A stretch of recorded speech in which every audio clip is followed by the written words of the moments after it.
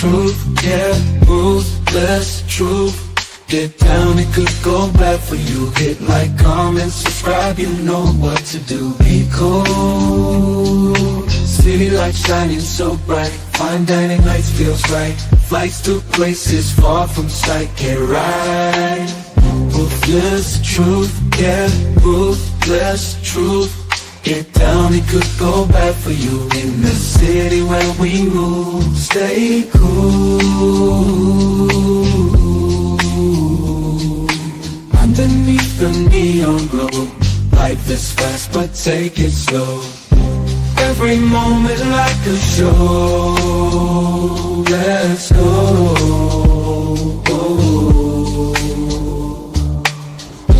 Dancing through the night, we got energy flows we can't hide.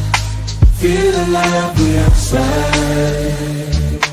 Moments fleeting but we shine. In this rhythm we align. Time flies. Moments fleeting but we shine. In this rhythm we align. Time flies. Ruthless reading but we shine. In this rhythm we align. Time flies. Truth, get ruthless truth. Get down, it good bad for you. In the city where we move, stay cool. Stay cool. Hey, nobody bigger than the program. Top of the morning, YouTube. We're going to start out with this video, and then we're going to break it down. Do side chicks add more value to a man than his wife? Let's find out. Let's hear what it's all about. Let's hear what it's all about, because we finna see the side chicks winning. I mean, I don't know. Let's see. We've been married for 5 years. He recently left me, and I just saw him here with his. We've been married for 5 years. He recently left me, and I just saw him here with his new girlfriend. Okay. Are y'all divorced? Not yet. Oh, that's why you give a... True or false? Do you agree with dating while separated?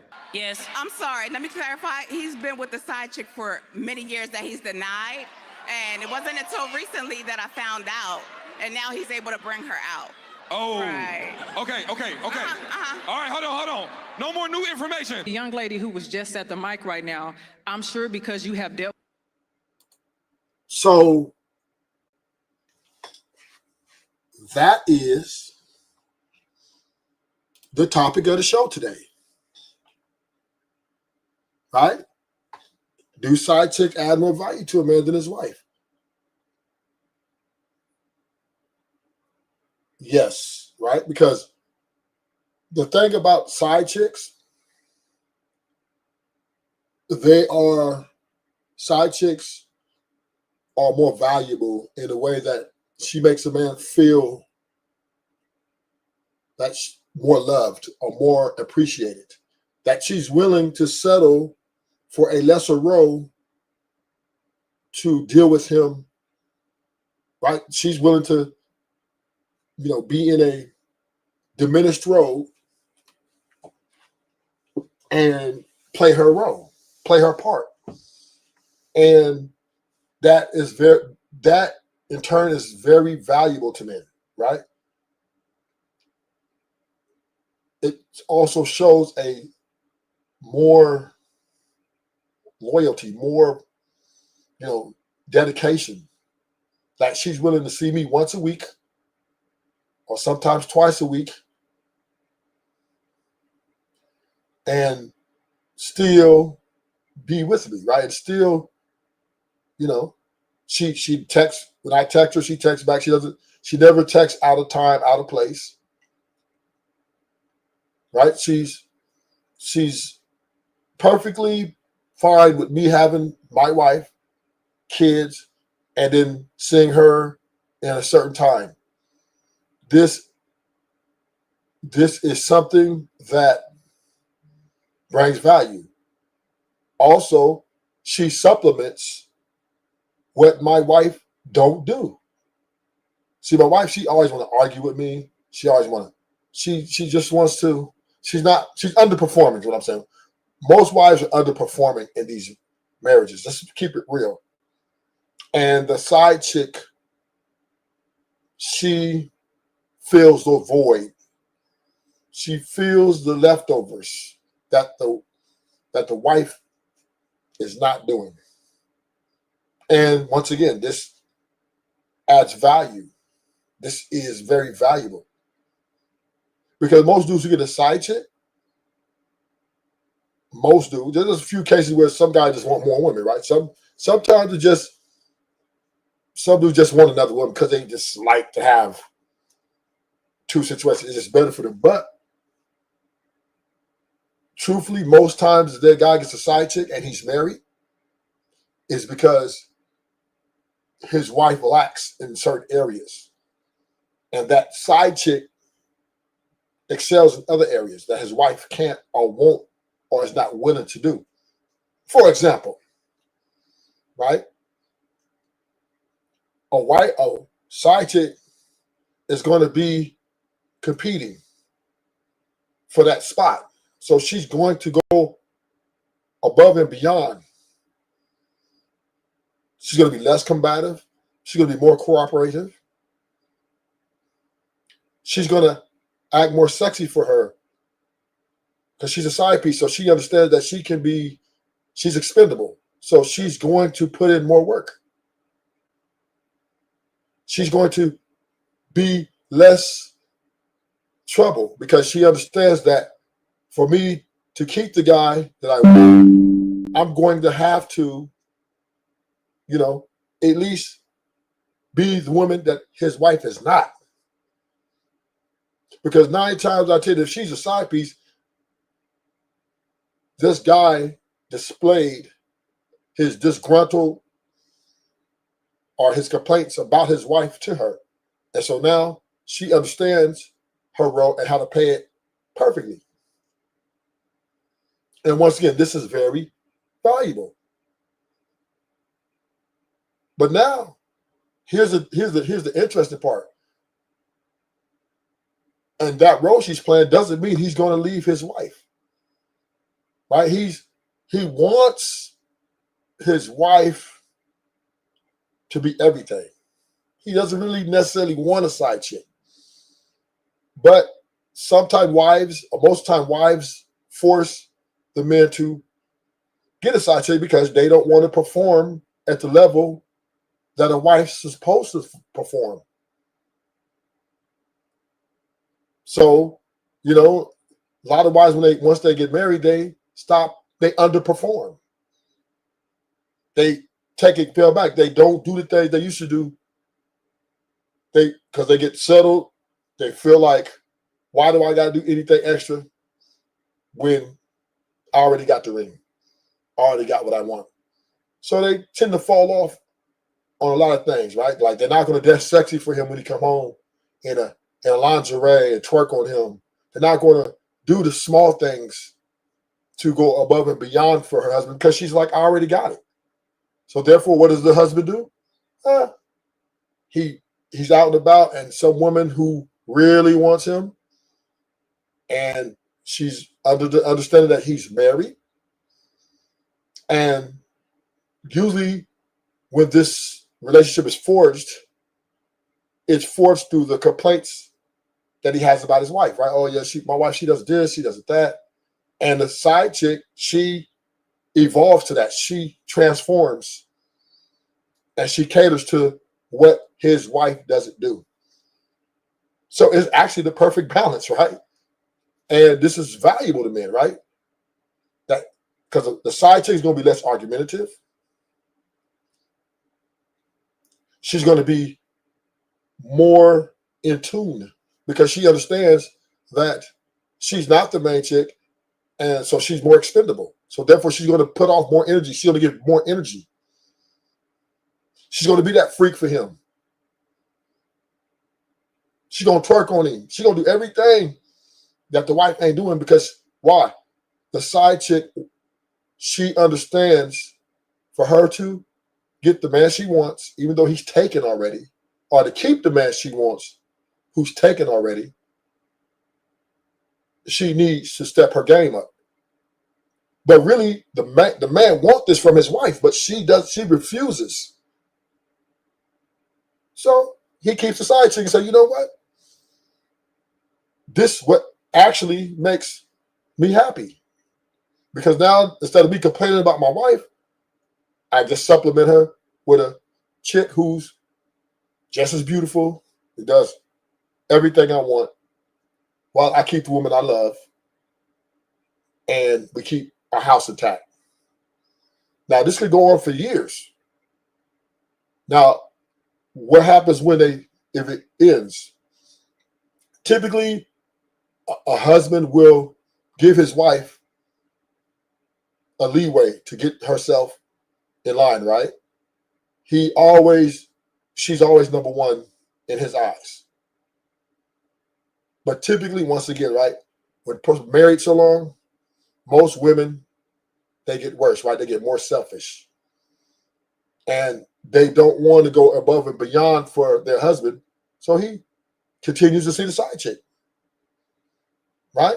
Why complain? Why try to force something that she doesn't want to do when I can just come home to her, have sex with her? You know, we can still do our family duties together.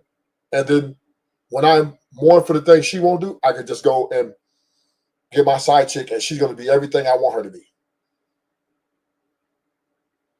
And this is optimal.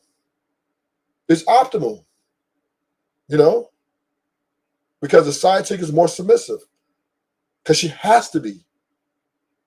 There's no option. She's expendable. She knows this. She knows that she's not on the wife's level. She knows that. And she plays her position. She plays it to a T. And this is why she's so valuable.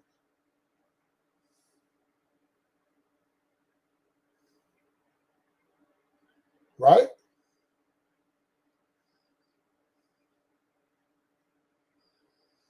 And we, as men, we have our needs we have our needs too.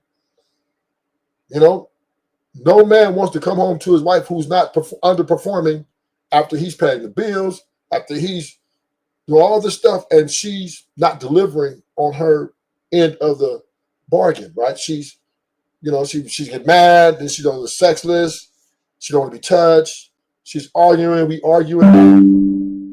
just dumb shit. But we love her, right? We don't really want to leave her right now because number one is we invested a lot of time and money into this woman. So therefore, we're going to give her every chance to win. We're going to give our main wife every chance to win, even though we got a side chick. And even though we're dealing with the side chick, we still want our wife to step up. But we'll wait, and we'll wait, and we'll wait until if she steps up and be that bitch, we'll get rid of the side chick.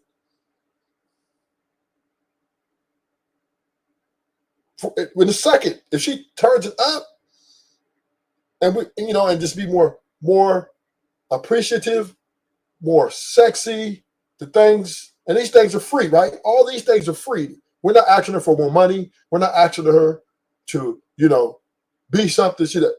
We want our wife to be the woman she said she was going to be before we married her. That's all the husband is waiting on his wife to do. Until then, he's going to continue to deal with the side chick until his wife steps up and say, look, I'm that bitch. Whoop. But here's the real question of today. Why do wives hate side chicks? Why do they hate side chicks? Because a side chick will force the wife to have to be everything to the husband that makes her that bitch. And she doesn't want to do that. And this is the problem in these marriages. This is the problem in these relationships. A lot of women get lazy. After they with the guy for so long, they just like whatever, right? They kind of long as they become pillow princesses. They're not assertive. They just kind of just, beautiful and just do the bare minimum. A lot of wives are very lazy in their love to the man. And they hate when a side chick is by. This is why they hate cheating. Because they don't want to have to be the woman they're supposed to be. Oh, I got to special guest. Well, my boy back up in the house. Let me give his proper intro. Let me give his proper intro.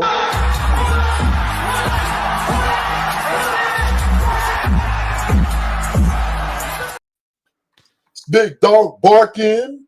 Whoop, whoop. What's going on? Yeah. How you doing, sir? Welcome to the show. I'm gonna finish my little thing and I'm gonna let you in. I know you got. I just turned on. I'm getting ready to do a show in a little bit, so I had a little time before I did my show. So okay. Yeah. Do side chicks add more value to a man than his wife? Yes. Because the side chick, she's going to act more submissive because she understands she's expendable. So she's going to get in line quickly. She's going to play her role precisely. Right? Good morning, Lady Zyrax. Welcome to the show. I know I was going to get a little pushback out of you. Of course, you married women going to come up here with y'all pistols ready to shoot everything up. It's all good, though. But yeah, the side chick is more valuable because why? Most wives, I'm going to jump out here. I'm going to jump out here. This is something I don't really do too much. All wives are lazy. They get lazy. I would say that's a better word. Okay. Right? So they're doing the relations, the courting part, they're putting in the work, they're doing everything. Because for the man to go get that ring and pay for that wedding, that woman had to have meet some sort of expectation that satisfied him to say, okay, she's worthy of this ring, et cetera, et cetera. But what happens after the ring and the wedding, most wives, I would say all wives, get lazy. They start putting away extra pounds. And then they start doing the little things, right? Like coming up to you, twerking on you. Hey, baby, how was your day? None of that. Everything becomes routine. Right. And typically, a lot of husbands go what? They meet a chick at their work, most times at work, or some sort of networking. Somehow it's just a situation where it's, they're around each other. And what happens is they forge this union with this side chick potential. And typically they have once the conversations, they start out very surface level. And then after time, maybe a few months, then it start getting more in depth. Then she asks him, so you're married? So how's your marriage? And then he typically says, oh, it's all right. My wife doesn't twerk for me. She just it's just kind of plain and boring. She doesn't act like the way we used to date. Well, I mean, let me, because I had side chicks in my marriage. I ain't proud of it, but it's the truth. It's reality. Be proud of it, nigga. Quit trying to save face. But no, because what you're saying is niggas were getting side chicks because the wife wasn't performing. Right. I mean, not in all cases. There are some cases, big dog barking, where some dudes just want more variety, right? They just still want like in my case, the majority of the time, like from between 2004 and 2021. Damn. yeah. Ooh, you was a serial. Yeah, I was an asshole. But between them years, the majority of the time when my side chicks were just females that I had because my wife pissed me off. It wasn't because she wanted to perform. It was like she wanted to put shit on me, argue with me for bullshit. And I didn't want to argue back. But then, like I said, I know what hurt her. So in order for me to get back in my wife without arguing with her, I just go get with another chick, and I throw it in her face. So it was she wasn't performing. She just like to argue for no apparent reason. I just But once I ain't again, got to right? deal with. What's up? You're making my point, right? Is the side chick typically, right? I'm listening. Typically is she's going to be opposite of your wife. Because once again, a lot of these relationships are forged through information, share.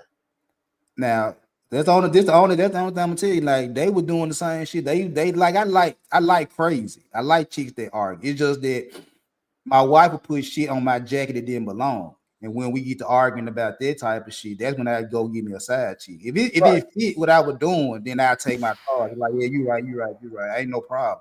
But when she was putting shit on me that didn't belong, that's where I was like, you got me fucked up. I'm gonna go do what I do. You know what I'm saying? So you're making my argument, right? And If you side want chicks, because typically side chicks, once again, these relationships are forged through information sharing between each other, right? And the guy said, well, you know, Mima, she did this. You talk to her about this. And what do typically side chicks do? They conform because they really want you, regardless. And they see that the only chance they're going to have with you potentially is to conform to the way that makes you happy. So this is very valuable to a husband. But me getting pussy from the side chick wasn't making Well, so me let me finish. Let me break it to you, right? okay. I'm listening.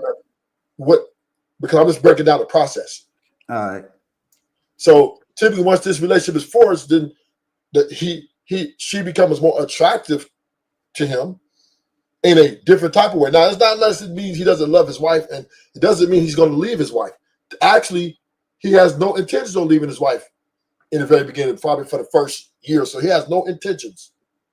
Most men, when they get a side chick, she's just a supplement.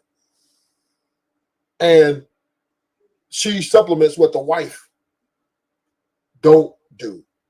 But the husband will always, let me preface this, if his wife step up and be that bitch, that woman, that girl, that wife, oh, he let that side chick be out of there in seconds, right? So I'm not saying that, you know, when the guy gets side chick, he's looking to really to replace his wife. He's not really doing that. He's just supplementing what he's not getting from his wife. Whether it be she's too combative, usually the side chick is less combative, right? Usually the side chick is more cooperative. She usually does the small things. And these things are very valuable at the time to the husband. And a lot of this happens because his wife is underperforming. And to Big Dog Barking point, right? Good point he's made is when him and his wife used to argue, and she threw things in there to try to win the argument, it was to him he had a lack of emotional connection. Not that he didn't love her, but he just kind of like felt a type of way. So he went to somebody who was opposite of her, who didn't do what she did. And also he can lean on, right? Have a conversation. Ruthless. Now, half of that is right. Because like you said, when we get into it and she started throwing shit on me that don't belong, yeah, I feel some type of way. But when I got with my side chicks, it wasn't because they was less combative. It was just like I was angry at my wife and I didn't know how to deal with the anger I had toward my wife. So I'll just go beat somebody pussy up. Okay, but still, it's still a supplement, right? Yeah, if you want to say that, yeah. Yeah. Most times, though, in most cases, a side chick has a line of communication with the husband. And this is how the relationship is forged. Because he just don't go and chick and just start banging on it. Usually, it's a conversation to be had. And typically, he opens up a little bit about his marriage. And then once again, that's how the relationship is forged. So, yeah, and then but once again, like you said, it's not necessarily he's not forged a relationship because he doesn't love his wife or doesn't want his wife, but he's doing it because he's getting something he's not getting from his wife, which is cooperation, which is sometimes irreligion, which leads to sex, right? And this is valuable to men. I'm just keeping it real. It's valuable at that time, at least. But he will always his wife will be number one in his eyes, no Yeah. matter Now, what she do. now They this just is me. Huh? Now this is me when I was doing it. It was like it wasn't the sex wasn't valuable. The sex was just my anger, taking it out of my anger. Right. I understand that, but the value Yeah. of the side piece being there to give off that, or I would say, like it's kind of therapeutic. You know what I mean? Yeah, Like, it was therapy because once you know what I once I got my anger issues out the way, I was like, I'm going back to the house. You straight. I'm going back to the Right. house. Right. That's all she is there. She's there to, you know, so you can get your energy off on whatever that Yeah. may be. Right. Yeah. So this is consistent with men. That's we might not be a monolith, but this is pretty much universally consistent. If a man, because typically if a man marry a woman, put a ring on her finger, do all that, he's just not going to walk away just for simplicity. I just promise you. He just, it just, oh, yeah, you got a good pussy. I'm leaving my wife. No, it doesn't work like that. Like you said, big dog. But this the funny part. This the funny part, Ruth. I was ready to leave my wife for a female that I didn't even fuck. Yeah. Once again, it could be psychological connection as well, right? Yeah, because right? It was like sex is sex. Sex. This is one thing I learned as a man. Sex can get you in the doorstep with a woman, but the psychological part is more powerful than the actual sex, your act itself. Right? Yeah. That is the most, to me, you can put the best D on a woman, but if I could out talk you and hit her, touch her mental, then I could beat you. Psychological will always beat physical. I agree with that. Yeah. So we understand that, the wife will always be number one in your eyes. You know what I'm saying? I got another guest pop up. Now I'll bring a little. Now this guy I like coming up here because he's going to bring a little force, and I like Auntie because his energy. He's going to get some pushback, or he may agree. But either way it goes, it's going to be ruthless a little bit. But I like it. This is what ruthless like. I like to bring on some fire. You know what I'm saying? I want some fire to the show.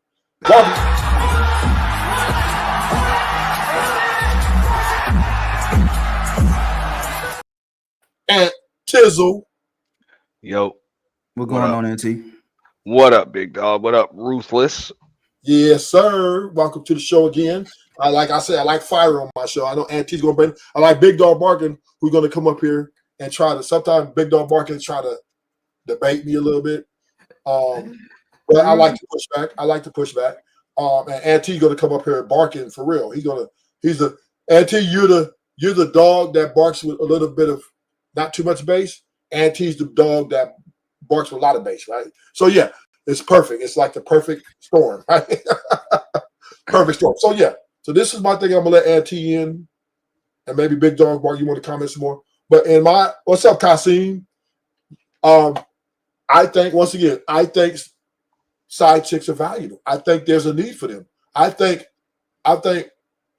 for a married man to win in his marriage, he has to have a side chick. Because what does a side chick do? She creates kind of a competition. She forces the wife to do one or two things.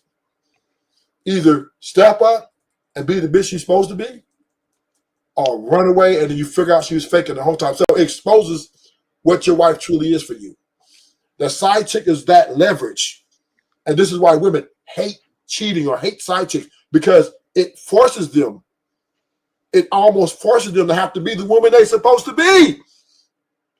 It puts them like women, they don't like to have to be the woman they're supposed to. They want to be very basic, right? They want to do the bare minimum. Right? Oh yeah, I'm a bad bitch. Oh, I got he better be glad to be with me. I'm giving this coochie. That's why he deserved to be doing this. But when you bring a side chick in the picture, or let's say cheating, now, whoa. I got to step up if I really love this man. I really want this man. And women don't like to do that. They don't like to go above and beyond for their husbands, because it's easier for them to just worry about love themselves and be focused on themselves in a marriage. So this is why my show is with wives. Most times, I think a lot of times wives are. Let me preface this right. 100% of the times, wives underperform in their marriages because they get content. They feel like I'm already here.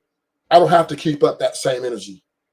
And this is where the side chick gets a promotion into the life of the married man. What you have to say on it, Auntie? I mean, the side chick should never get a promotion, dog. That's it. Now, I'm not gonna disagree with much of what you said as far as being valuable in some cases, but a side chick can never be more valuable than your wife, dude. Yeah, we prefaced that. Okay, you come late then. You just Yeah, I guess I'm late on that part. We said that she would never be number one. She would never be number one in. Yeah. What a husband who's married to a woman and puts that ring on her finger is a lot, right? It's a lot. So a side chick can't measure up to that. Unless with the exception is the wife continues or gets worse, right? If she continues to go downhill in the marriage and that side chick is there, then the promotion will happen. The promotion will happen. Well, where I was trying to go, I mean, okay, I mean, this is all relative. Every dude is not going to be built to be juggling multiple women, especially a wife and a side chick, and every wife is not built to be okay with the side chick, and that's whether she's underperforming or on par with performing her wifely duties or even going above and beyond. Every chick is not like willing to just share her man or share anything. So in some cases, in a lot of cases, it's going to cause more problems than not. And I would agree with you too. Like in a lot of cases, you know, they may not, of course they're not going to like it because they're, you know, underperforming, which is the same thing with you know, I'm always going to say it on the flip side with a chick with a side dude. You know, a lot of times the main dude, you know, ain't going to be able to handle that because of either his insecurities or he knows, you know, damn well, hey man, you know what I'm saying, this dude is going to be doing things that I either don't do or I won't do. So it can bring out a lot of insecurities and illuminate, you know, different issues. So I would just say you got to really like know who you are, understand who it is that you with, and see if you're capable of doing that, and if your chick is capable of doing that. And for the most part, bro, a side chick should have a shelf. If you're gonna do that whole side chick thing, you know, and you got a wife or you got a long-term girlfriend, whatever, from a dude's perspective, understand this chick got a shelf life, bro. Like she got a shelf life. Like a permanent side chick is that's gonna create more problems. So let me preface this, right? Let me show you this video so you can. I want you to see this video and tell me what you think. And I'm gonna let Big Dog after this video. I'll let you respond, Big Dog Barton. Now go ahead. I just want y'all to see this because y'all might missed it. Okay. We've been married for 5 years.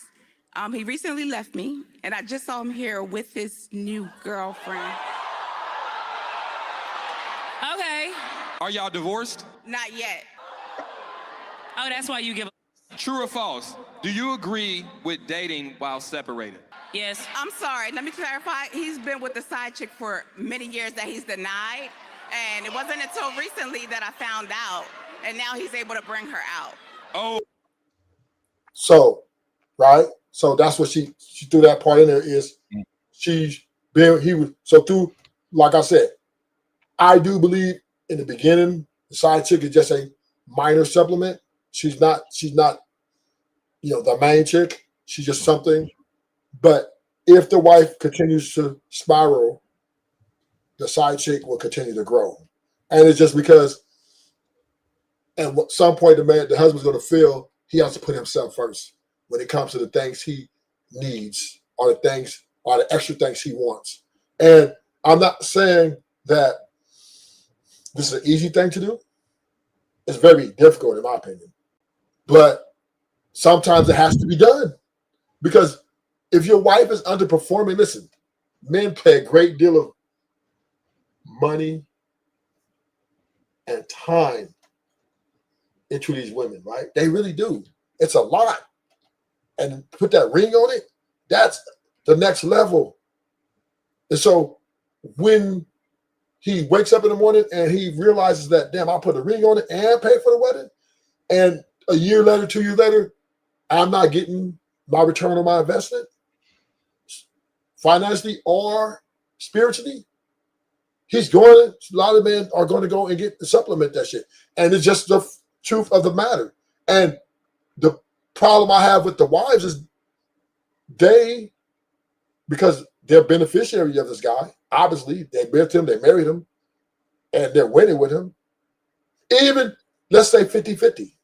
She's still winning with this guy because she is saving a lot of money. So she's winning with him regardless. And for her to underperform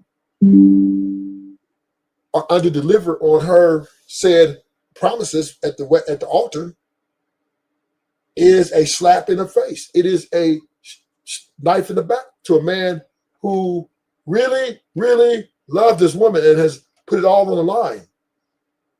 And it's actually disheartening to him to have to get a side chick. But he has to do what he has to do because there's just no way he's going to take this L for free. He might as well go ahead and somehow get a W. And the only way I feel a married man can get a W in a lot of these marriages is get a side chick. I'm just sorry to say it. I'm just sorry to say it. And it's disheartening for me to say it, but it's the truth. It's the reality. Because women, like, once again, right, they are very much selfish in terms of growth. Because listen, one thing about us, man, we evaluate, we compartmentalize, we're very careful before we make this type of bid to bring a side chick in.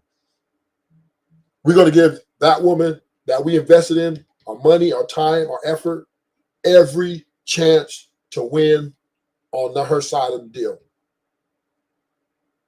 And that's why the woman who just came up and said, oh yeah, he was with a side chick many years because he gave her that many years or that much time to be that girl and get rid of the side chick.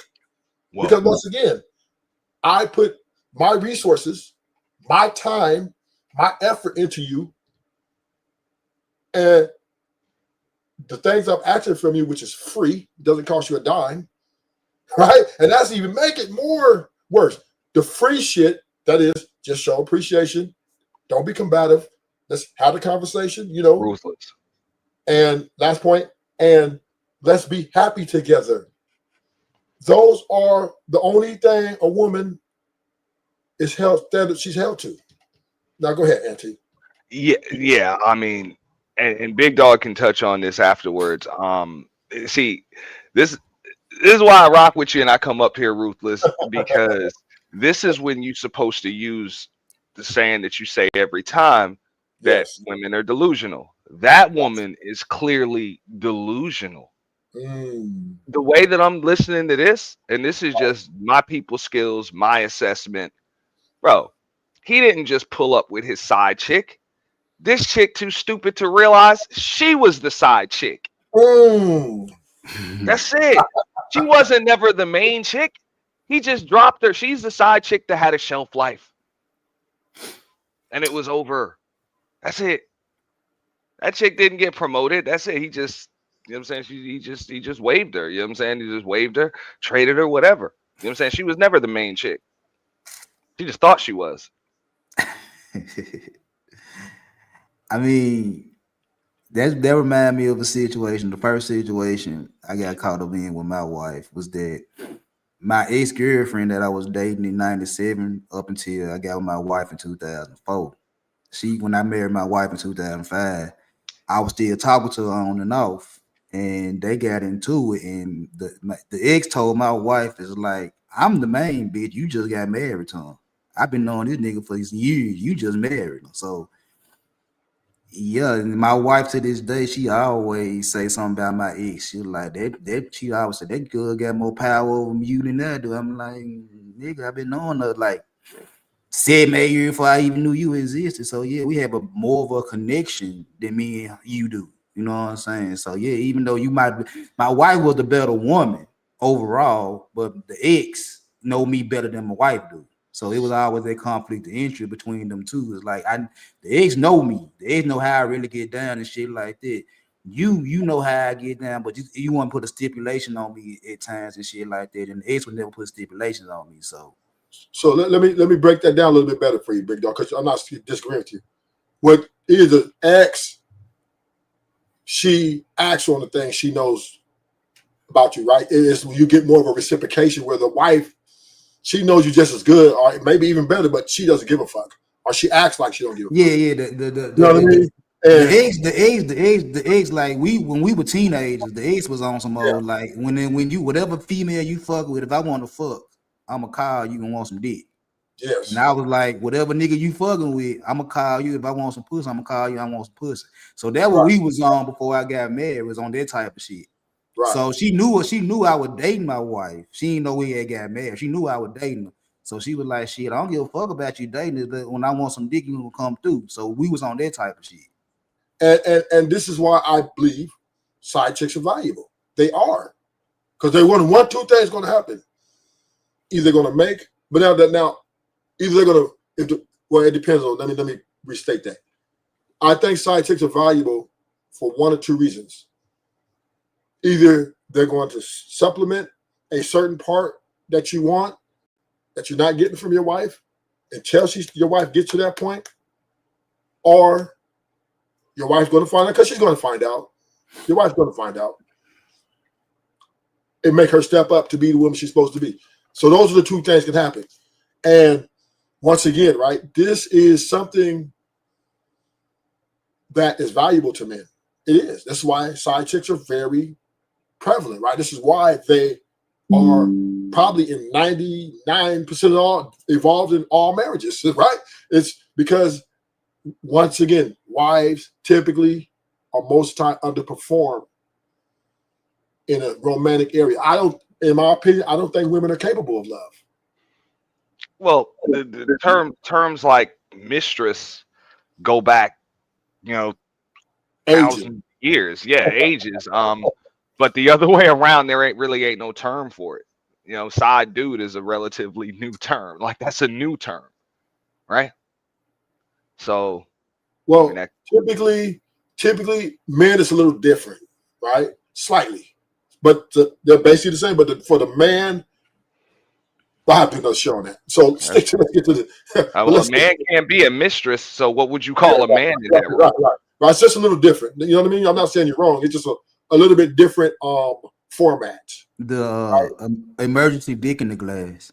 Yeah, but that's still a relatively new term. Like I said, we gotta there's a term in Merriam-Webster's got it for a chick. It's called a mistress. Well, let's visit this. Yeah. Let's visit this comment. Nothing keep a chick in line more than another chick, and that's a fact. Yeah. And this is, once again, this goes back to my point of a side chick is very valuable, especially if the wife finds out about it, because it's going to do one or two things. It's going to expose her for who she truly is. And men should wear it on their chest. Look, I got another bitch. Because you ain't doing what you're supposed to. And I think men really need to have balls and let them hang. I'm saying, if you're not getting what you want, if this woman is falling short of her said promises, right? You need to have some balls. Look, I got another bitch. And she's like, what the fuck? Yeah, because you ain't doing what you're supposed to do. At least that you're going to find out one or two things. If she's faking, she's going to kick rocks. But if she truly, and she just was lacking and maybe a little lackluster and maybe she really didn't mean it, she's going to turn it up. And she's going to be the bitch she's supposed to be. And that's what the value of a side chick does. Because it's going to keep that woman on her toes. But here's the preface to that. Most women don't like that. They don't want to be the woman they're supposed to be, especially by force. Especially when you, that's why they get mad. Oh, you cheated. He cheated on me. Oh my God. Like I said before, it's all about leverage.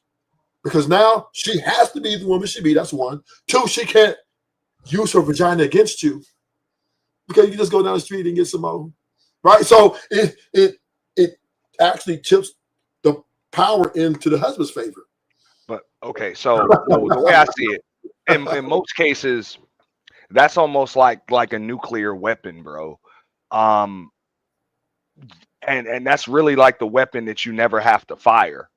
You know, so you don't necessarily, all of that stuff that you're saying, I would agree. Like you don't want a woman to be able to weaponize, you know, sex and all of those things against you.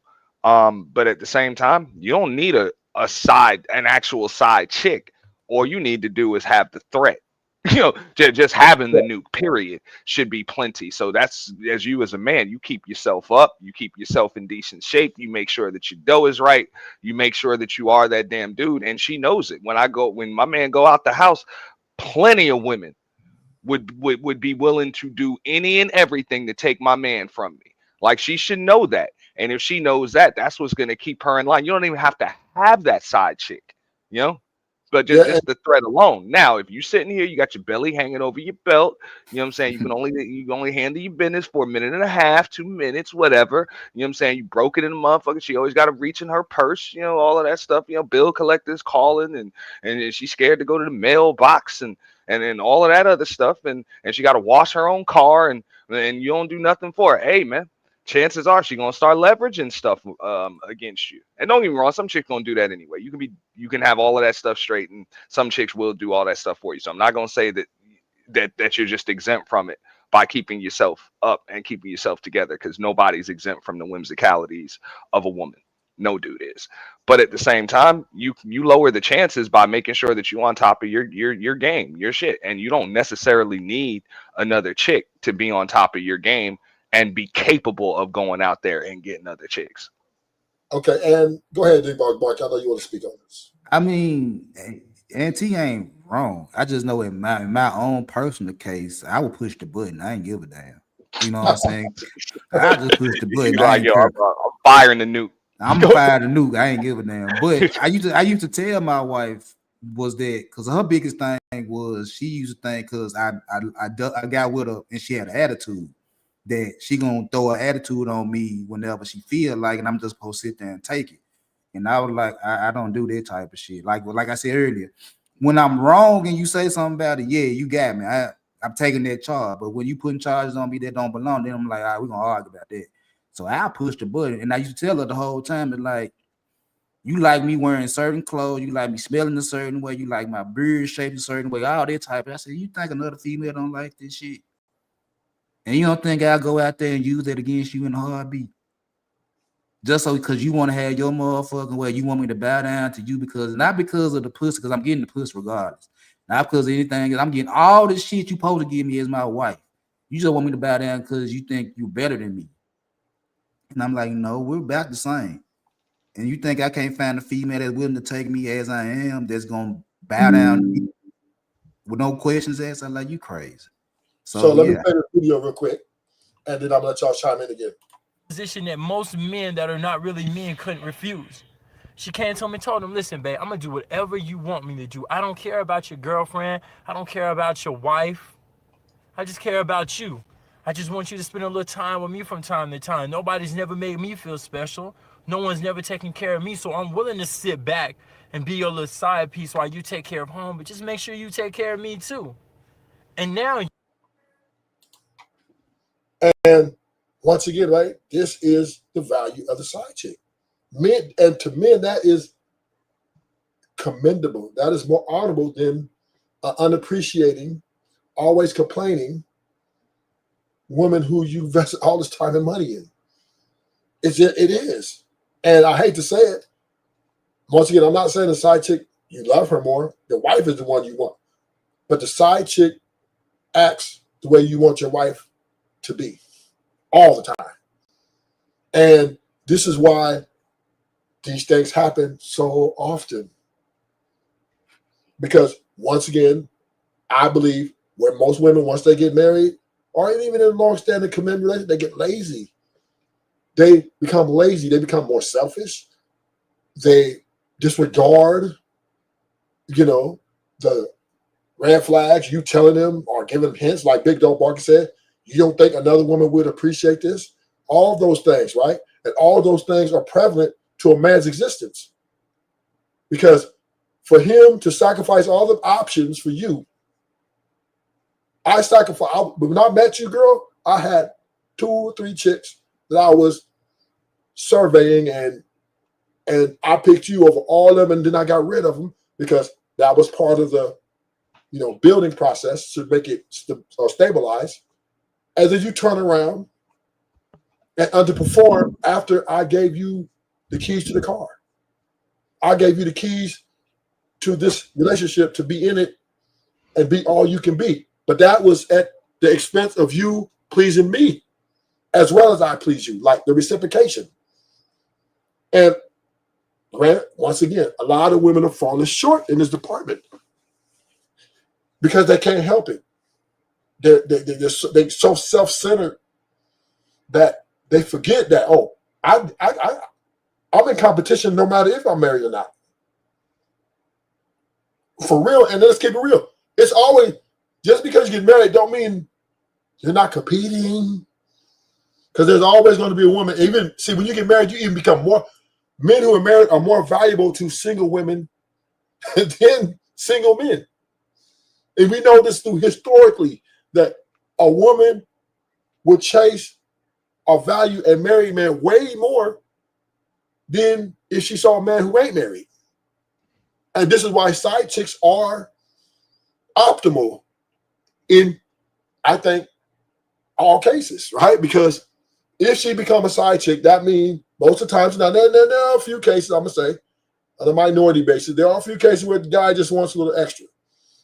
I ain't going to lie about that. There's some, but I'm just saying, the overall general sentiment, I think men will get a side piece if they're not getting what they need at home. And I don't think that's unfair, because guess what? If he's paying all these bills and being the man that you expected him to be, you should be delivering, right? And if you deliver, you don't have to worry about that side chick. She's no way can have a chance to be in that space. But once again, through the information, because we're in the age of information. Listen to married men, listen to divorced men, listen to divorced women, married women, like Aisha Curry, stuff like that. We see that women are underperforming in their reciprocation department. Go ahead, what y'all say to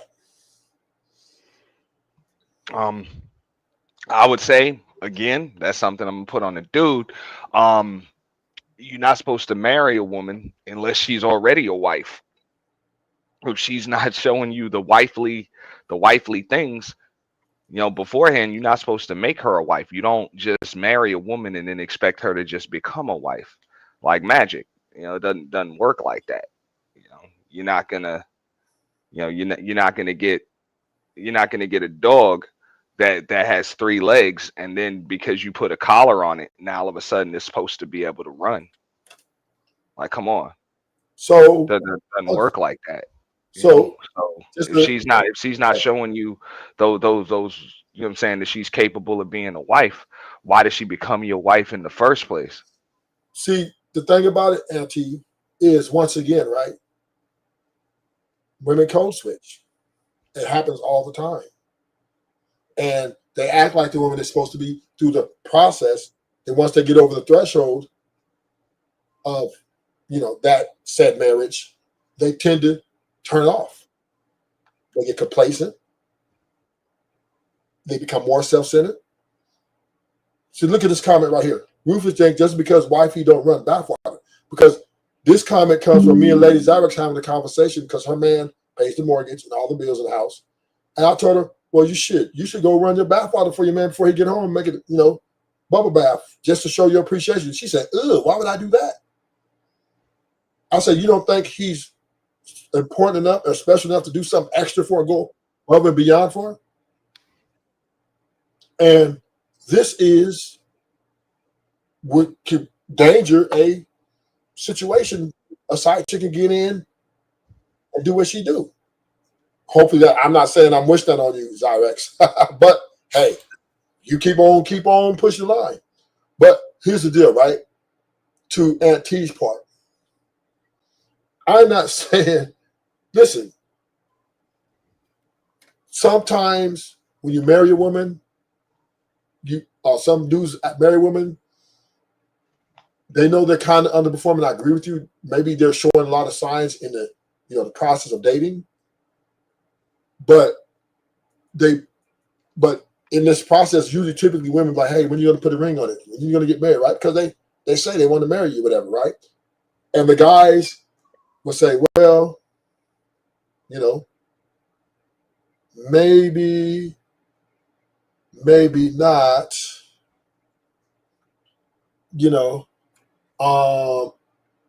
okay, maybe if I do this, she'll step up even more. Sometimes I'm not saying that's a good thing, Auntie, because I'm not saying you're wrong. And he'll think, oh, maybe if I do this, this will make her fulfill her dream, and she will be the woman she's supposed to be. And I think typically it doesn't happen, right? It doesn't come to fruition. So then he's left with holding the bag, and now he hasn't given up hope. He's going to still, hope that she can get to that woman that he asked to marry. But sometimes this is where the side chick creeps in, right? See, when your house is not in order in the things of psychological warfare, then it opens the door for your man or your husband to be, infiltrated. Somebody infiltrates you. Because just like the women use leverage, whether you want another nigga will, the man hold the same car. What you want another chick will. Huh? It goes both ways. It goes both ways. So we have to, as men, understand that we are valuable too in this relationship. We are wanted by other women too in this relationship. You're not going to dog walk me and then all of a sudden expect me not to take care of me. I'm taking care of you and me, and then you still don't want to give me the things I asked you to, even though they are free. Running bathwater for your husband before he get home doesn't cost you a dime. And matter of fact, the water you run it, I'll pay for it, right? So why is it so hard? Why is it so hard? Or you can put on a dress, a lingerie dress. When I get in, he twerking on me, telling baby, ooh, I missed you, daddy, ooh. That's free. And that will make me happy. Now I don't have to go to the strip club. I don't have to go get it from this hooker. I got my wife who I invested in, and I'm getting return on my motherfucking investment for this free shit, which is very valuable to me, though. And I want it. And a lot of men just don't really push it because we understand that women will pull the plug and burn the house down. So what's up, Captain? So let me say something right fast, Ruthless. So with that train of thought, you ain't wrong. You're not wrong. Yeah. But my thing is this: why men don't do it? Why are men scared of a woman pulling the plug? Because typically there are kids involved, and we are very, very, once we start the nuclear family, because you can see by the debates about the nuclear family, these niggas paid to drop me off when I said the nuclear family is over. Hey, he paid money, right? Men are very, very adamant and are sold out for that nuclear family. They feel that is the most optimal to build a community. So a lot of times, like you said, when men will take a backseat, they let her be the woman she's not, and just keep the family together. They don't want to take the risk. They don't want to let their nuts hang, because to them, they will, settle for just, okay, I'm just going to provide. I'm going to continue in hopes that she step up, and he might do a little extra, like give her some roses or something. Hope that she reciprocates. In a lot of cases, this never happens.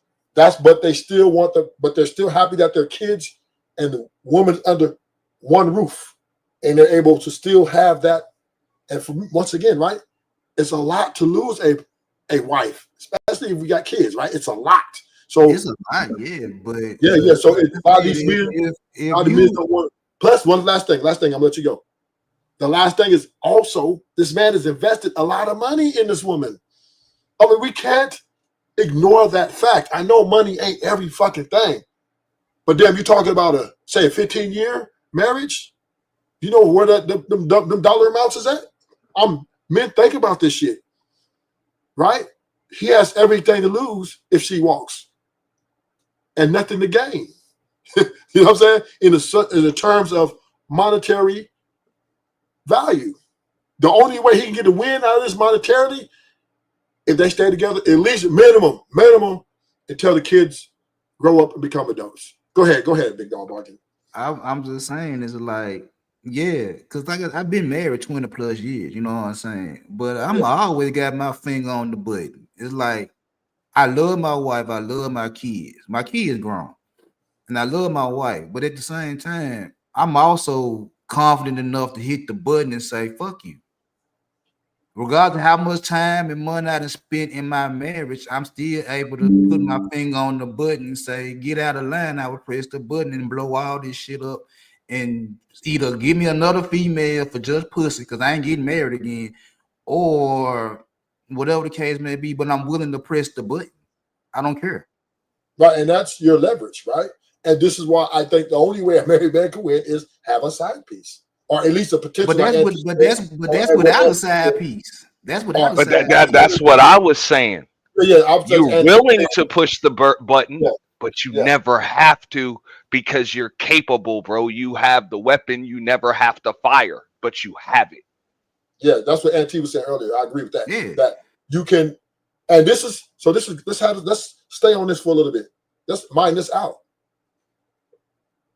This is, once again, this is what falls on the men. This is why I agree with Auntie.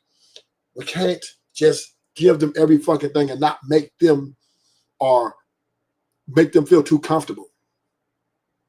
Because at times not, when you make women feel them too comfortable, where they don't have to compete, they don't have to perform up to a level, shit, they're gonna just keep doing it, right? Because a lot of us men just say, oh, I'm just this is where a side chick comes in, right? Which is typically sometimes a mistake. But once again, right, like Auntie said, you should always let her know that you're expendable still, baby. I love you. I agree with that. You the woman I want, but you know what? If you don't give me what I need, what I'm paying for, we don't want to say that though, because then it sounds like prostitution, right? But typically, that's a part of it. I'm not saying it's everything, but it's a part of it. What I paid for and what I have psychologically worked for, I will go out and replace you. Now, a lot of men, they bow down quickly. They give up this leverage, and they get dog walk, and they just settle for it. And then she ends up leaving them anyway. Yeah, and I agree with that. Just like, don't get dog walked. You know what I'm saying? Have some nuts about Most men are happy wife and happy life. Nah, see that what me and you guys would get into it, because I'm the nigga that I push the button. I don't give a damn. That's why I'm speaking to general. Right, I'm speaking to a general. Right, I'm just saying, hey, most men, there ain't no coming back from nuclear fallout, bro. Yeah, I agree with that too. But like I said, I stay playing with the button. It's like shit, because like my whole thing with my situation is this right here. I'm not gonna kiss your ass because I love you. I'm not gonna just say yes, dear, yes, dear. Like, I don't do that shit. You know what I'm saying? That's just me. I'm not like when we got together, her folks told me she was spoiled, and I said, I don't do spoiled. I don't give a fuck. You know what I'm saying? Yeah, I'll spoil her. I ain't gonna spoil it. If I get her anything, it's because she earned it. It ain't because I'm gonna give her shit because she's so-and-so. So when she used to pop her shit, I'm like, I'm not finna kiss your ass because your folks kissed your ass. I don't kiss your ass. I give you what I give you because you do what I asked you to do. Same way I do with my kids. I do what you do what I ask you to do, I bless you. You go against the grain, it's fuck you. So that's how I always treat her. So when she started popping the shit thinking she better than the program, I'm like, I hit the button and reset all this shit. Don't give a damn. That's on you. And more times than not, she be the one calling me, telling me to come back home.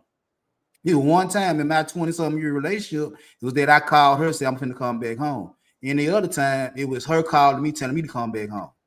Because I ain't give a fuck. I like, I'm gone back. I leave you with the bills. I left her with the daughter. I took my son. I leave you with the bills. I leave you in the projects. I leave you in all type of fucked up ass situations. You keep playing with me.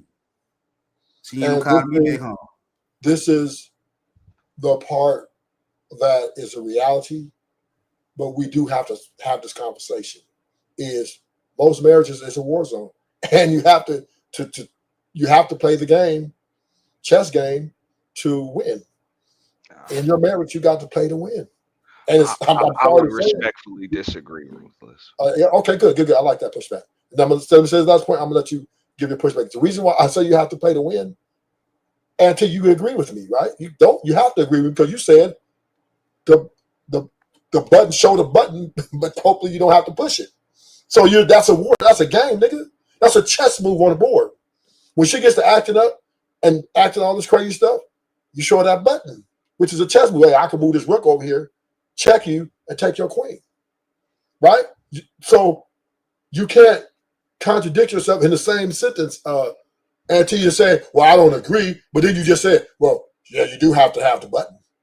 Go ahead, Auntie. Explain yourself. Okay. No, it's not a chess move. What it is leadership strategy. Because me and wifey, we supposed to be. Let me finish. Yeah, we on the same damn team. So just like the coach, general manager, whatever. Yeah, I'm concerned with what's best for this team, this franchise, this organization. So don't think I won't trade a player. You know, or just go through a rebuilding process. Because I'm concerned with the longevity of this damn team. I'm not going to compete with my star player.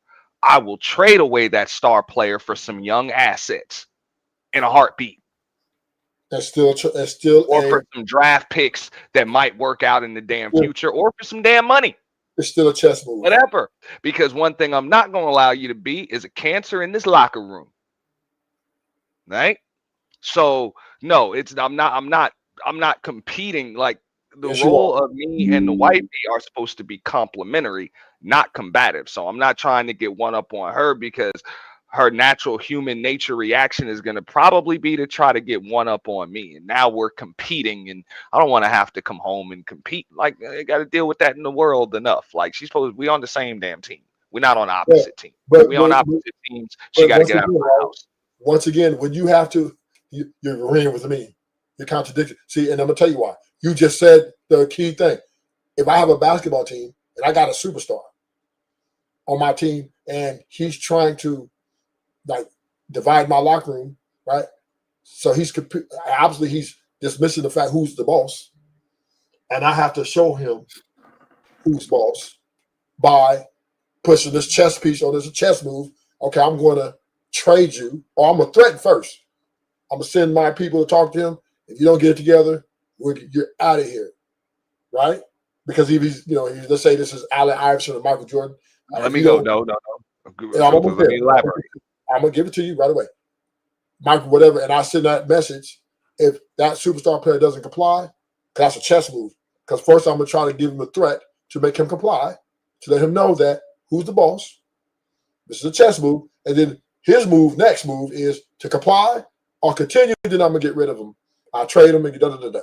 And it's the same thing with the wife, right? If she's acting in a way where it's disrespectful to you and it's not complimentary of you, you send a threat out, which is a chess move. Hey, if you don't comply, I got this button here. You're replaceable.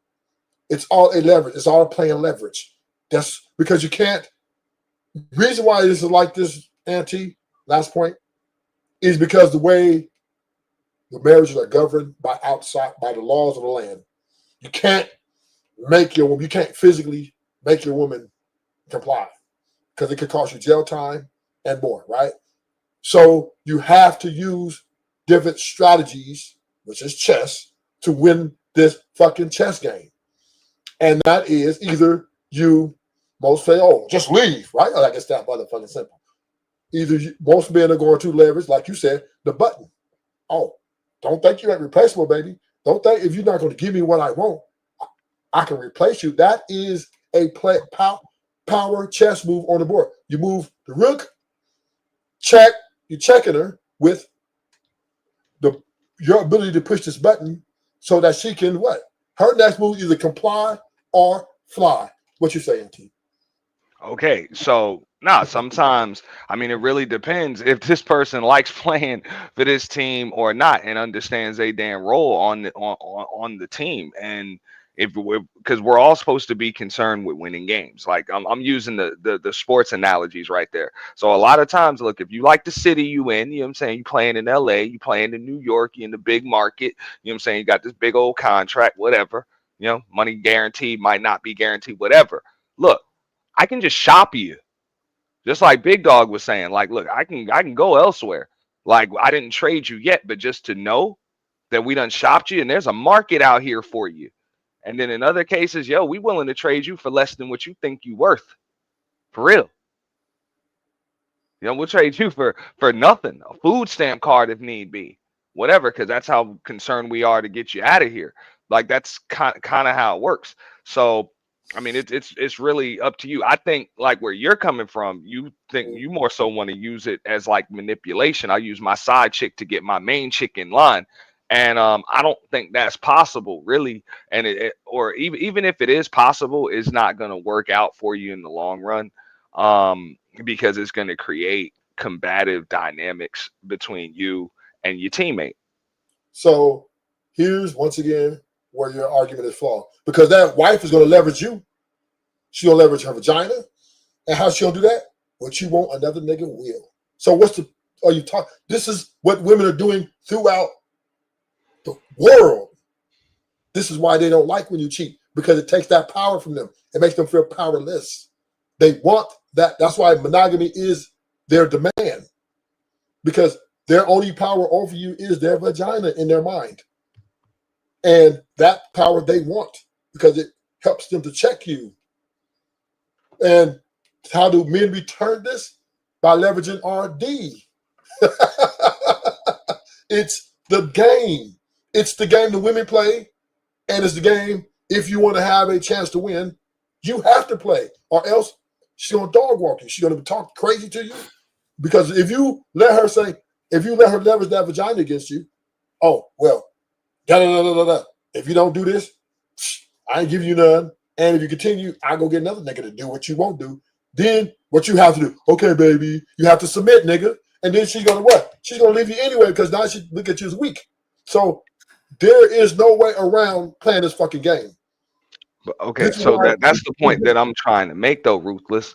You're like, you're playing the game to try to keep the chick. Yes. I'm telling you, if I got a locker room cancer, if I have a diva, like a diva that really has no respect for the game plan, you know, the coaches, the organization, the mission statement, pretty much just the culture of the organization, I don't want to keep you. I want you gone. I don't want you to change. I don't want you to stay. Want you gone. Unless it's a player like Michael Jordan, right? Nah, I got you on Ruthless. What's going on in LA right now? LeBron and Luka. Right. LeBron, everybody was kissing LeBron ass for years. And the Lakers went and got his replacement. And now LeBron is having a fucking fit because he out the door after this season. It's all about Luka now. That's what you're trying to do. You're trying to have a LeBron-Luka situation because LeBron is your main chick. LeBron is your main chick, and you've been kissing LeBron ass for so motherfucking long, and it ain't got you nowhere. You go get his replacement, Luka, and say, LeBron, this is the future. You're out the door because you don't want to act right. That's a little different, Big Dog Market, because LeBron's older. You know what I'm just saying? He's older, so LeBron's still at the top of his game. It sounds like a good analogy because the wifey been around for a while. It's the wife. I'm gonna show you where it's different, right? In a marriage, right? In a union, there is investments being made. on both parties, by all parties. You don't One think the more- Lakers? one more- You don't one think the more- Lakers kissed one more- LeBron ass? one more Yeah, they have. emotional. That's why they done lost every One damn is thing. They lost emotional. all of their damn young Please, assets. don't overtalk me, please. There's some investment that's more emotional, physical based, which is the woman, and one is Wait a minute. emotional, physical, and financial, right? The So Lakers. this is the thing, right? So hold on. Okay, So go ahead. once we get into the marriage, right, to the phase where we're supposed to grow, correct? When you marry, there's still room for growth. You ain't doesn't stop, right? Once you get All right. married. Okay. Typically, a lot of women fall short of their projections of what they're projected to be after they get married. So And what happens ain't is that, we get into ain't that this. what happened with Los Angeles when they Right. got LeBron? To your point, no. Let me show you the difference. He got No. one ring. First of all, Lakers didn't even know where they was getting Luka. Dallas just called LA and said, we're going to give you Luka. And LA needed a replacement for LeBron because LeBron only got a year left. So If Luka wasn't on the table, how were they gonna get Luka? Slow down, the ball doctor. Luka is LeBron's replacement because LeBron is too old, not because if LeBron was young like Luka, and they trying to they actually bringing Luka there also to complement LeBron to help get a championship. So it's kind of they brought LeBron help. So that's They different. brought Anthony Davis in too. Yeah, well, that's still They help. didn't bring They LeBron no brought damn him- help. They brought him to help win a championship. Okay, so back to the marriage, right? Okay. The marriage is about reciprocation in form of the things that we do for each other, right? And all I'm saying is, in time cases where the women and the men it's a game kind of reciprocation. If one is not getting reciprocated the things they think they want or what they want, they then leverage, right? Women, when they not feel like they're not getting the things they want, they leverage what? Their vagina. Okay. And the men, the only leverage they got to get her to comply is other women, right? That is or two, one of two. The other women are the threat of leaving, right? Just like Auntie was using his basketball analogy. My bad. When the Lakers went and brought LeBron in, it was a promise that LeBron was gonna bring a championship. Right? He did. Multiple championships. Multiple championships. Multiple Now, when he got there, he had a young Lonzo Ball, he had a young Julius Randle, he had Brandon Ingram, he had Josh Hart, he had Kyle Kuzma. Young guy that's playing right now that's actually good. All-star, some of them. He traded all them away because he wanted Anthony Davis that was broke up. Had one good season when he was healthy. But the rest of his seasons, he been broke up. He good when he on the floor, but he broke up majority of the time. You traded away all your assets to get Anthony Davis to win a bubble championship. But that's different because what's the difference? That's leverage. That's LeBron using his leverage, saying, in order for me to win a championship, I need you to go get Anthony Davis. And let me explain. Hold up, Ruthless, because y'all going back and forth. No. Auntie, you're not gonna have my whole show. All I'm saying is, damn, bro. I'm the one that made the analogy, bro. Yeah, but I'm gonna get he did Big Dog Barker made it. So and made it. You made the analogy of basketball. So once again, Anthony Davis was there to help. They brought him in to help, and LeBron's request to help bring a championship, and he completed that. Then also on that thing, and I'm gonna give it to you, Auntie. Don't believe me. You know I don't mind you having a voice on my show. Last point. Also eventually at one point the Lakers brought him to take the torch from LeBron, become the leader of the team before LeBron retires. So when LeBron retires, they have a stable interior offensive player who can supplement LeBron's production while they keep the build going. And once again, right? I got this one. And he pretty much delivered that, right? Now, once again, we are talking about marriage. When I married this woman, right, I married her to basically not give it her to serve me for the things I want, right? Anthony Davis, when he wasn't hurt, he brought the Lakers championship, check marks. Production was really good when he's on the court, check mark. It's just that he was injury prone, so maybe they moved off of him to get Luka. But that's the thing. The whole thing about that is this. LeBron was not, but they weren't there. They brought them dudes to help LeBron improve their chances for a championship, and as well as move to a future to somebody to stabilize once LeBron leaves. And that's working out right now. So that's basically your side chick Hold on. analogy. Let me get in here right. All right. So here's the deal. Oh, let me bring I somebody get to it. the show.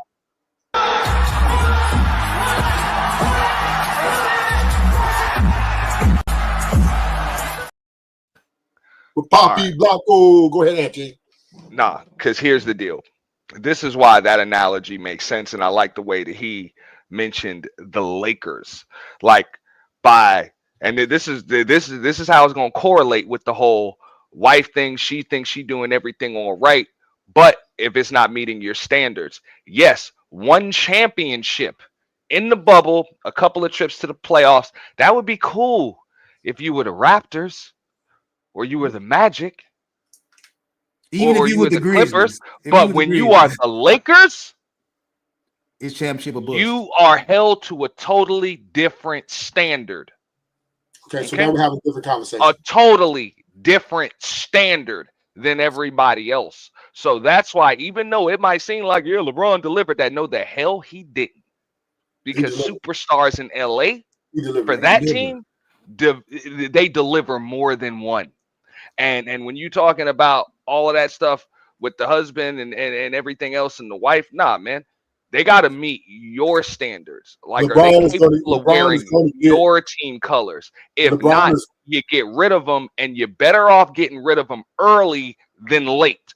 LeBron is going to get a going away party. Okay, so I don't know what you're talking about. But anyway, right? Yeah, go ahead, that's Pop because of his career overall, not because of his career with the Lakers.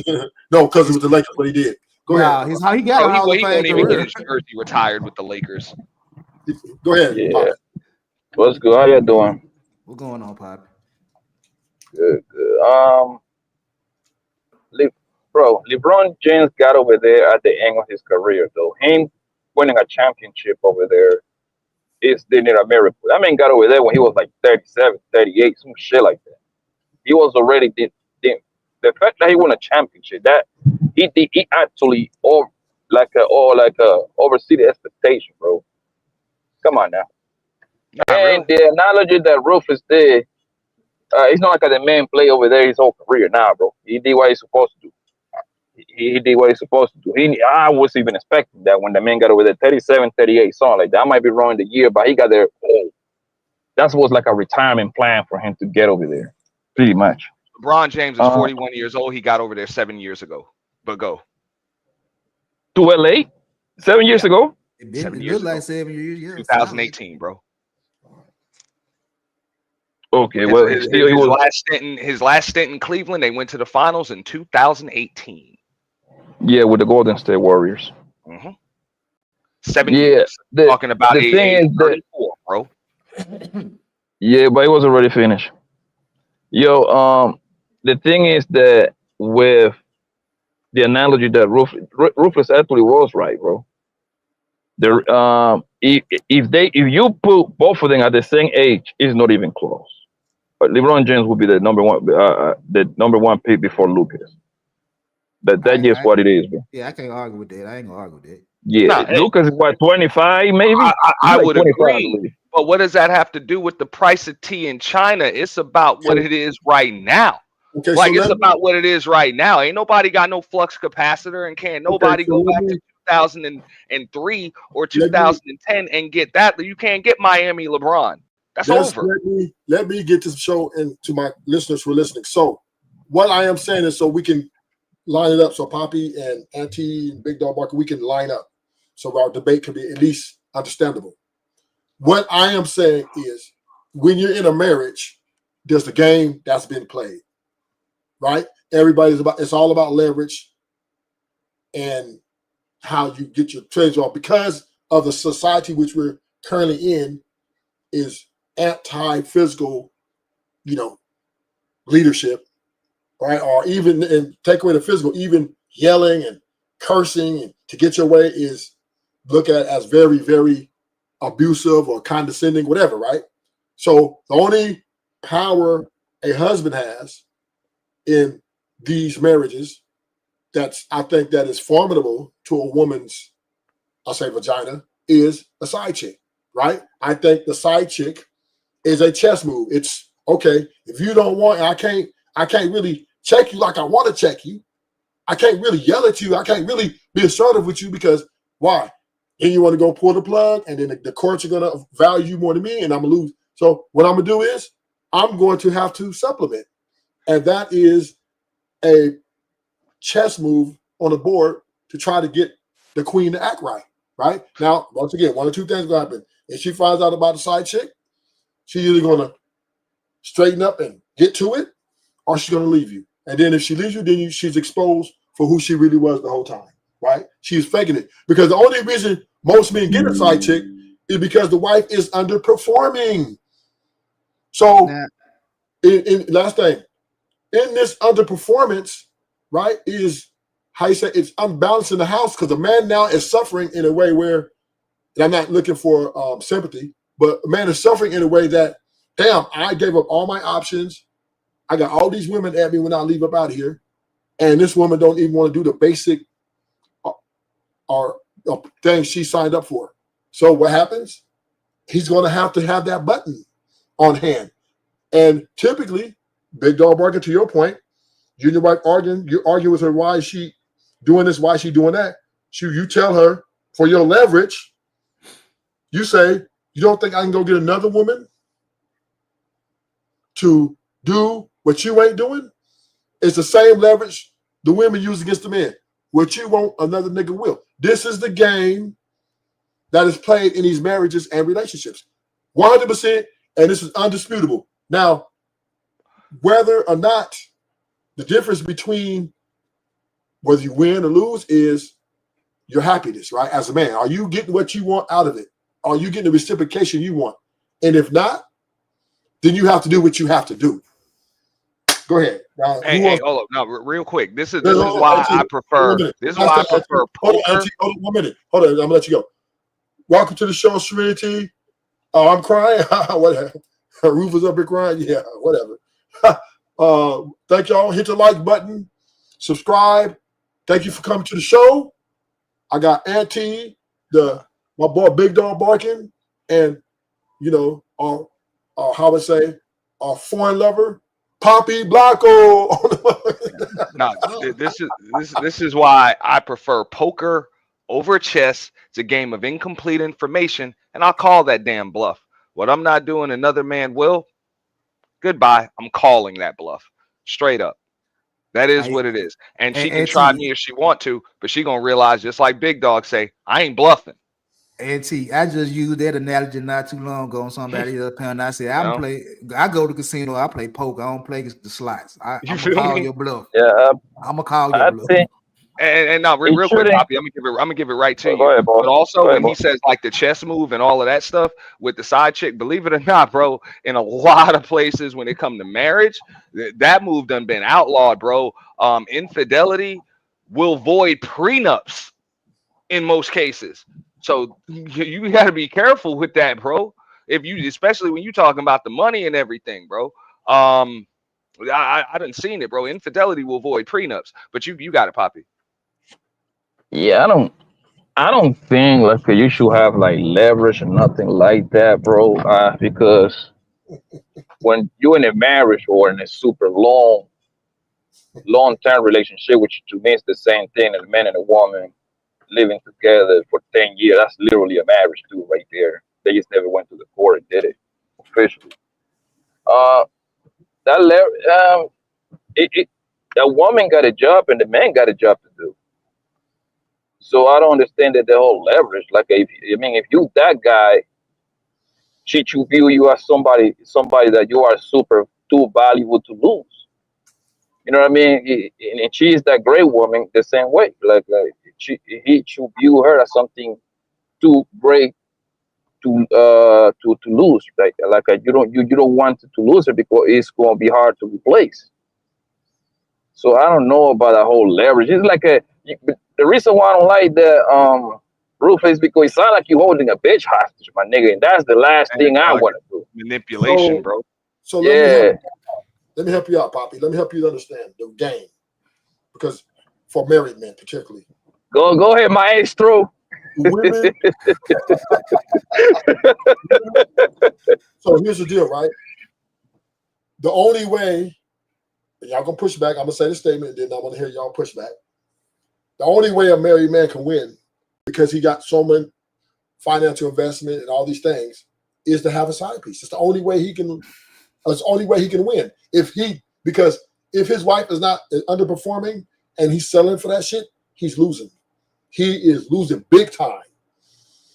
Big time. Even if he's happy wife and a happy life in it, because he's now selling for less than what he invested. He's losing in such a way where now he's been made a fool of, low key. And like I said, most men don't want to break up their families in a lot of cases, right? So a lot of them ain't taking side pieces. So to your point, Poppy, but the women are taking the option to fucking leave or even get work husbands. So the problem is with us men, we don't understand that sometimes competition creates a true view of what you're really into. It does, right? And I'm not saying all men have this, ideology. But what I am saying is sometimes it helps to either better or at least get a better evaluation of if a person really rock with you or not. And I hate to say this is the facts, because once again, typically 800,000 divorces a year filed by the women, that's a large motherfucking statement. The saying is, we don't give a fuck about y'all. We don't care enough to even work it out with y'all. So the only way, I think, and I will pass it, a man can win, we're not doing the happy wife, happy life thing, is get him a side piece and leverage. Leverage is running all relationship and marriage. It's all about leverage, because women leverage their vagina and they say, hey, what you want, another nigga would. That's what they're trying to use to check you, to keep you in line. Now, this is why if you go out and get another woman, they say you're a cheater. Because why? It makes them feel powerless. Because they can't leverage their vagina against you. Then they're like, shit, I'm out of here, because what else can I do? I can't control them. I won't be able to tell them what to do or have any power. This is why. But if you catch you cheating and you say, oh, baby, I apologize, I'm sorry, I didn't mean to do it, she'll keep you, nigga. It's like, okay, check yourself, nigga. Get in line. But this is why us men have to realize and understand the position here. Why married men are under a lot of duress in these marriages, because the women are underperforming. And the side chick is, to me, the most valuable asset for him to be able to get what he needs and live his life. I gotta disagree. I would agree with Blanco when it come to that. Like, and it's like you're not even just holding like wifey hostage. You're actually holding another chick hostage and putting it to her head and telling wifey, yo, I'm about to blast this chick if you don't stay. You know what I'm saying? Like you trying to be like a terrorist when it. But the women are doing it too, though, Auntie. Huh? The wives are doing it too. They're saying what you want another nigga will. And I get it, bro. That's why I said, yo, you gotta you gotta call the bluff. When it comes to that, look, people make mistakes and they do things that they regret all of the time. But even when you're talking about a business dealing, when you're talking about leverage is usually your ability to be able to walk away from the table with no deal. That's real leverage. So you should be able to just walk away at any time and say no deal. That's plenty. You don't need another competitor or any of that. Just being able to take care of business on your own by yourself should be plenty. But go ahead. I cut Blanco off. And I'm gonna pass to you, Poppy. Last thing, I 100% agree with you, Auntie, because what you said wasn't wrong, but there's flaws in it though, because it's just not that black and white, right? Because once again, most men don't want their family ever. Most men, when they're married, they got kids. There's other people involved. There's other souls involved. Hey, Rufus, I'm finna get on down, Rufus. Yeah, and I'm just okay. And most men don't want. That's a loss to them to have their kids everywhere, and then they got to deal with a stepdaddy potentially. Men think about this thing like, damn, do I want to just give up this and have to deal with a stepdaddy and deal with all this pushback and all? Because the more if she divorce you, you're definitely gonna have to even deal with more dividing, right? Then this nigga step in. Now you gotta try to work it out with him. And if y'all don't get along, we got another problem. So to keep that marriage together is more valuable to men than apart. It just is. So therefore, men to walk away, auntie, and sign up for the potential stepdaddy situation is just not something that's easy to do. Go ahead, Poppy. What you want to say on this? Yeah, I know I don't disagree with the whole side piece, and I'm gonna put a side piece part of it, but I put that on the asterisk, and I'm gonna tell you why. Because if a man is a man like he just got he's like the guy he just pay the bills, living paycheck to paycheck, and all that bullshit. He don't got nothing to lose. He can get that off, because if they break up, she ain't taking nothing. You know what I mean? Right. However, the whole side piece thing becomes very, very tricky if the nigga got something he got a couple of crib, a couple of dollars in the bank, and all that bullshit. At that point, that whole we play dirty with you. So that's what I'm saying. I put a yes with the side piece with an asterisk, because it's you can take an L if you got it's you punish for be a winning ass nigga in society. If you really think about it, if you want an extra bitch, now your goddamn wife can go ahead and take things, not necessarily half, but at least a good portion of your shit. And now you went from level 5 to all the way to level 2 and shit. You see what I'm saying? Yeah. So if you want to play that game, and that's obviously for the married people, because if you just live with a woman for 7. Went out, Poppy. Poppy, I think you went out. How about now? Okay, you good. We good. Yeah, so that game, once you sign them papers, bro, it's you married to her and the rules and regulation of the state, bro. So yeah, you can go get some extra pussy and everything, nigga, and that bitch might take you back, because you ain't wrong about these bros acting the right way when it's another bitch in the picture. That's probably one of the times when the bitch act the more right, when it's another bro in the picture. However, when you got something to lose, my nigga, that becomes very, very, very tricky.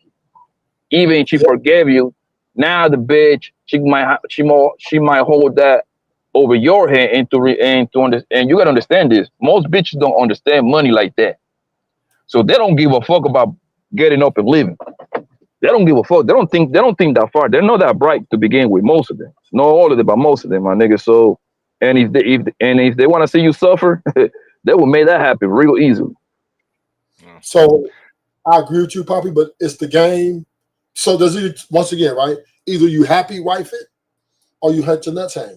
That's what it said, right? So how you want to do it? You want to be a coward and cower and be like, yes, baby, yes, honey, yes, baby, yes, honey, for the next 20 years?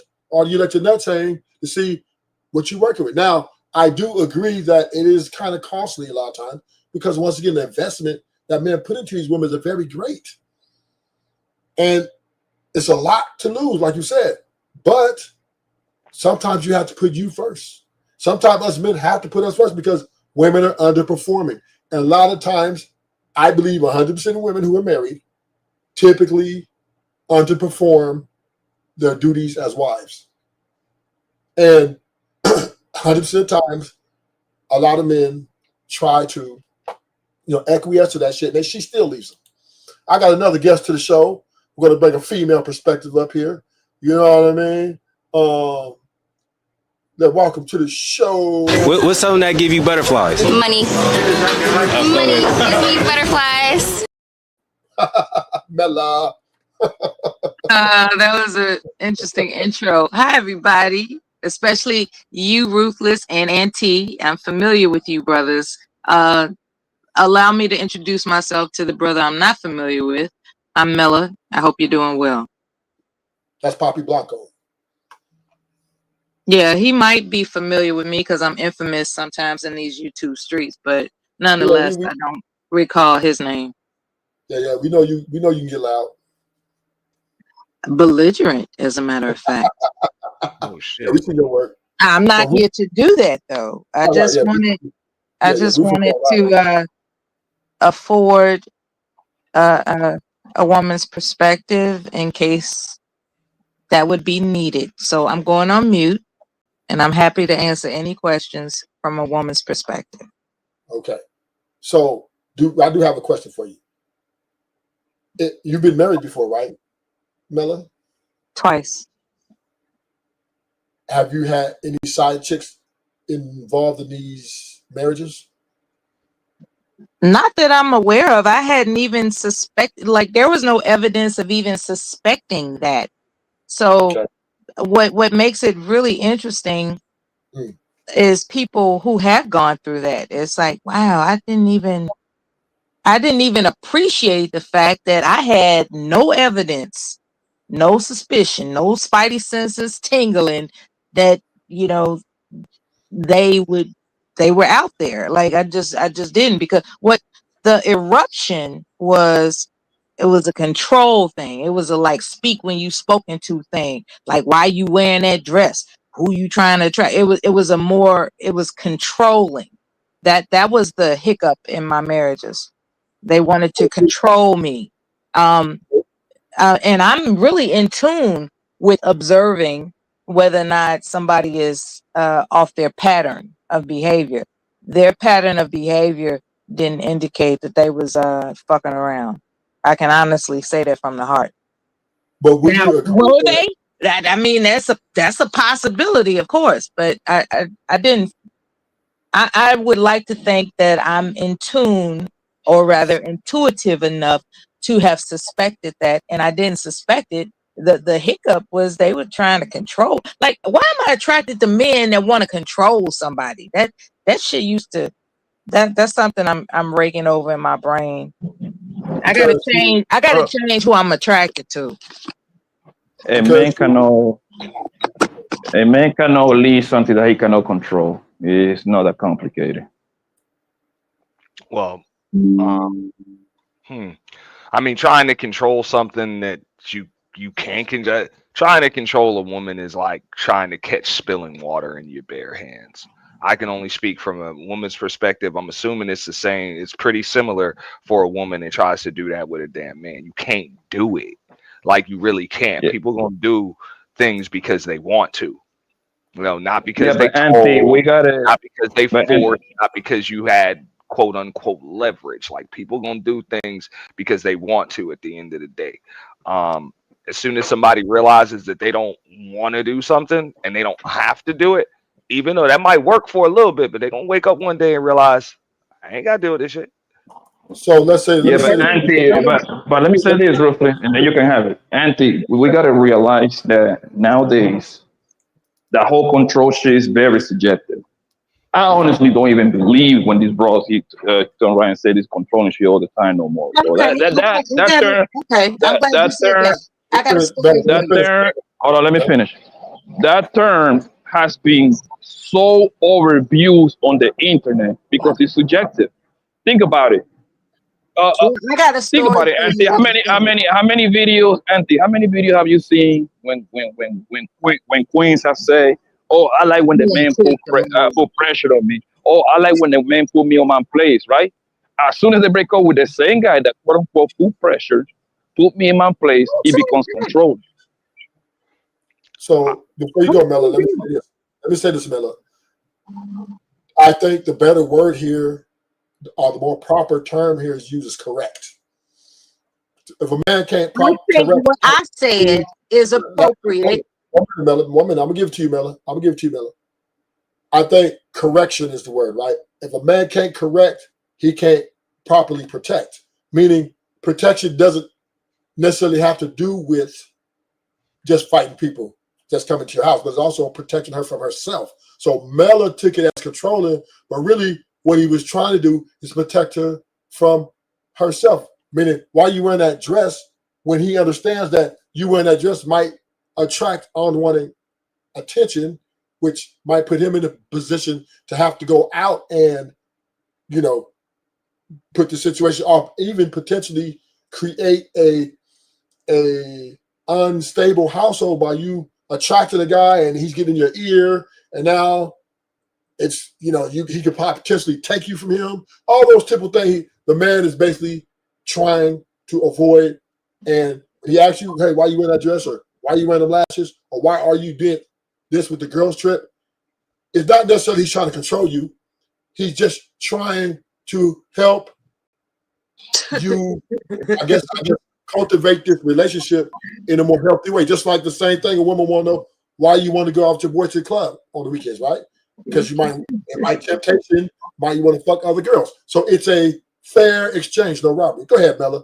You uninterrupted. Let Mella get in and get her voice off. Here's the thing, regarding what you just mentioned, the protection, right? When it comes to protection, because I'm not going to sit up here and insult anybody's intelligence, like, oh, women can have a gun. What do we need protection from? I'm not going to insult your intelligence. I understand what you mean by protection. Okay. What I'm also going to assert is the question, is that why he married me in the first place? I was too sexy for my own good. It is like, oh, she too sexy for her own good. I got to lock her down and make her cover herself. And I'm not walking out with bikinis or tight fitting dresses, nothing like that. I'm just an alluring person, right? I'm just a very alluring person. And I'm not going to be suspicious to the extent of being a dummy, right? Like somebody can't just walk up to me in a grocery store parking lot saying, how you doing today, without me getting suspicious. I have my spidey senses, okay? What you're saying is that a woman is too stupid to know that she's alluring, and thereby she can fall into the temptation of random predators out there. That's what you're saying, right? Yes. No, hold up. Yeah, y'all just let her off the hook. Let me answer You're not off the hook. We're saying that she's... Hold up. Oh yeah, bro. You can't answer like that. Trust me, I'm gonna land this real quick, and you're not even gonna disagree with me, bro. Trust me, bro. Mella been doing this shit for years. That's why she be getting y'all new niggas. Look, I got you. Check this out, Mella. Oh, now he's gonna accuse me of being manipulative. Okay. No. I'm going to give you your props for being able to give these motherfuckers that business on these panels. But what you just said was nobody's assuming that you're stupid when you go out there and put it. Now you're alluring and everything else, and it's not that you're sexy. It's about your intent when you go out there looking like that. Your man knows damn well this look attracts men. So the question is, let me finish. See, she know where I'm going. That's why she's trying to cut me off. Don't let her, Ruthless. Look, here's the deal. The issue isn't that men are going to be attracted to my woman. Of course, men are going to be attracted to my woman. She fine. Here's the deal. Why does my woman want to go out here and be attractive to men? That's what I believe Ruthless and Blanco was going to with the protection. We got to sometimes protect you from your own damn wants. Like, if you know you're all alluring, why are you trying to get this extra attention? That's the issue. Motherfucker ain't trying to be out here correcting these dudes. Motherfuckers is correcting you because you going out here with the wrong damn mindset. You are trying to attract dudes. Why? How is it that you would say that? Got you. How is it? Like, that doesn't make that insults my intelligence.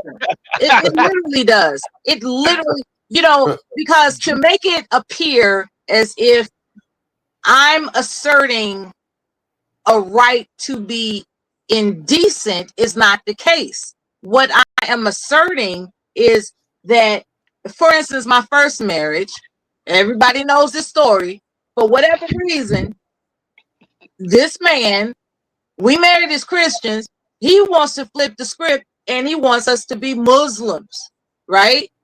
And he's eventually going into the speak when you're spoken to. He's going into you have to wear a like completely look in a way that it is not the America I grew up in. Like I didn't grow up. I'm not wearing tight jeans showing off my butt. I'm not wearing, V-neck blouses showing off my bosom. I'm not doing any of that. What I do is I make sure I have jewelry, I have clothing that complements my sense of esteem. I'm not looking for anybody when I dress. Okay. As a matter of fact, there are women in videos from the 80s who wore, baggy jeans and jackets and, all this salt and pepper looking shit without the, skin tight situation. I'm talking about that they were just basically dressing like a guy, and their man still had a problem with it. That at some point a man is going to have to admit that he took a woman with the how can I put this? With a nice aesthetic. Man, damn that! I just won, man. Listen to her. No. I want to get the words right because Auntie got a lot of fucking mouth when it comes to this shit. So I want to get the words right? So because what you're not gonna do is win, Auntie. I already did, but I got a rebuttal. Keep going, okay, fella. Here we go. Smoke that shit too. Okay, get ready for the smoke. Okay. And be ready to blow it. We're gonna shotgun together, okay? Ready to rumble. No doubt. Pass out first. This ain't my first time being introduced to Auntie. I know how he do. He's the kind of guy that would bite off your ear in a boxing match. He is terrible. And I'll make you bite your own ear. No, somehow, you can't some make way. me do nothing. Somehow, some way, you bite your own motherfucking ear. My point is, when it comes to a man's assertion that he needs to control a woman, and I said that intentionally, there's none of this correction stuff. There's no correction. You're either trying to control her or you're not. And that's the deal. The deal is men don't want to admit that they are in their feelings too much to allow anybody on the planet to lust after his woman, because he's thinking, well, she fell for my dumb ass, she'll fall for another dumbass. That's the problem. Okay, Bella. Let Auntie respond. We heard you. Now, go ahead, Auntie. Yeah, this is an easy one. Because look, she said that she did things that would complement her esteem. All right. So and then she mentioned that other men would be out here lusting after her. So by default, she's saying that her esteem is complemented by other men lusting after her. We can all understand why her husband would have some issues with that.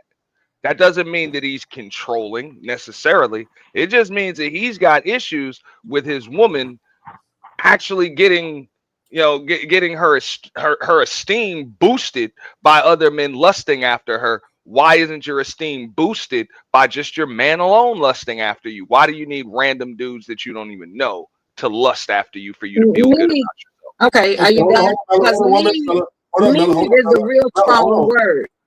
Hold on, Mella. Poppy, what do you have anything you want to say in this? Okay, so this is what I'm gonna do to Mella's point. Mella, I'm here to help you out, Mella.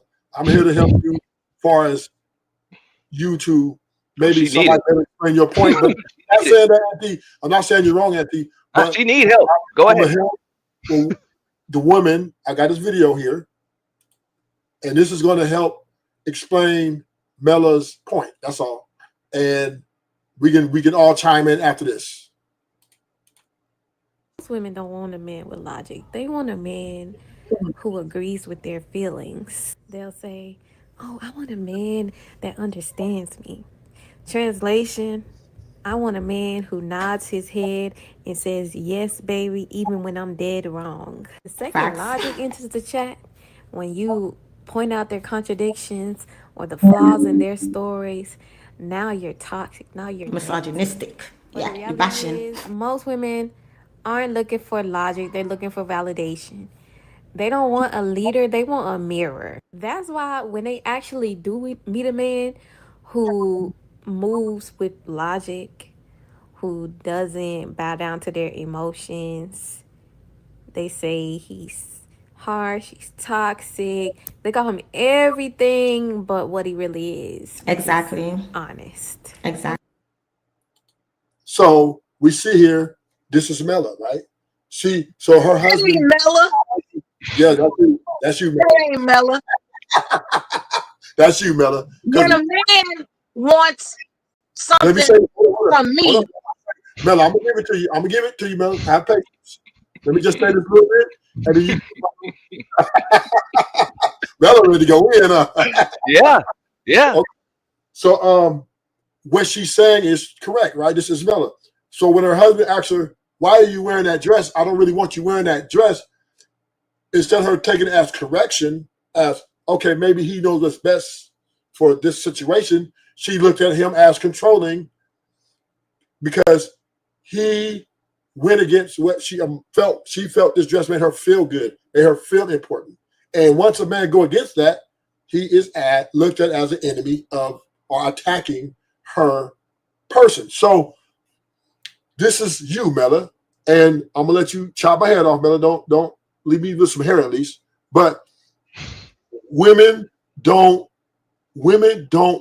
like a man to be assertive to them for the reasons of they want someone to mirror them, right? They want a man to validate them.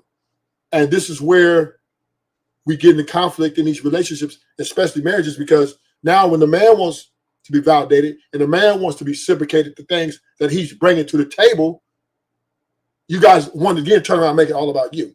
Go ahead, Mela. Don't hit me too hard, Mela. all right, putting the soft gloves on. Here we go. When it comes to me, my actual self, I expect you to be of use to me. And what you're saying is that the opposite should apply, when in fact it ought to be a mutual agreement that we utilize one another. And this is where I have a difficult understanding with your logic, Ruthless, because that you tell it, a woman is designed to be used exclusively by the man that quote unquote invest in her, right? Correct? Yeah. Yes. Okay. With that being the one-sided notion that you carry to your chest is bogus. It's not realistic. It's not gonna happen because there are too many women in these modern times who could really have greater options than what you're talking about. It's like, okay, so you want submission, otherwise known as cooperation, which basically means that you are here for my use. That's your job. And trust and believe in these modern times, that's not gonna roll. It's not. And that was the problem in my marriages. Like, they did not appreciate the fact that I am confident. They don't appreciate that. It's like, you know, you walk around being distinctive, and I just want you to just be distinctive when I call you to be distinctive for me. I don't want you to just have this essence that the world can see and experience. And when I say essence, I don't mean like, oh yeah, somebody gonna look at me today wearing this dress. No, it's about that dress will look good on me. And that's all it is. It's not about like, oh, I can't wait to see who's gonna respond to what I'm wearing.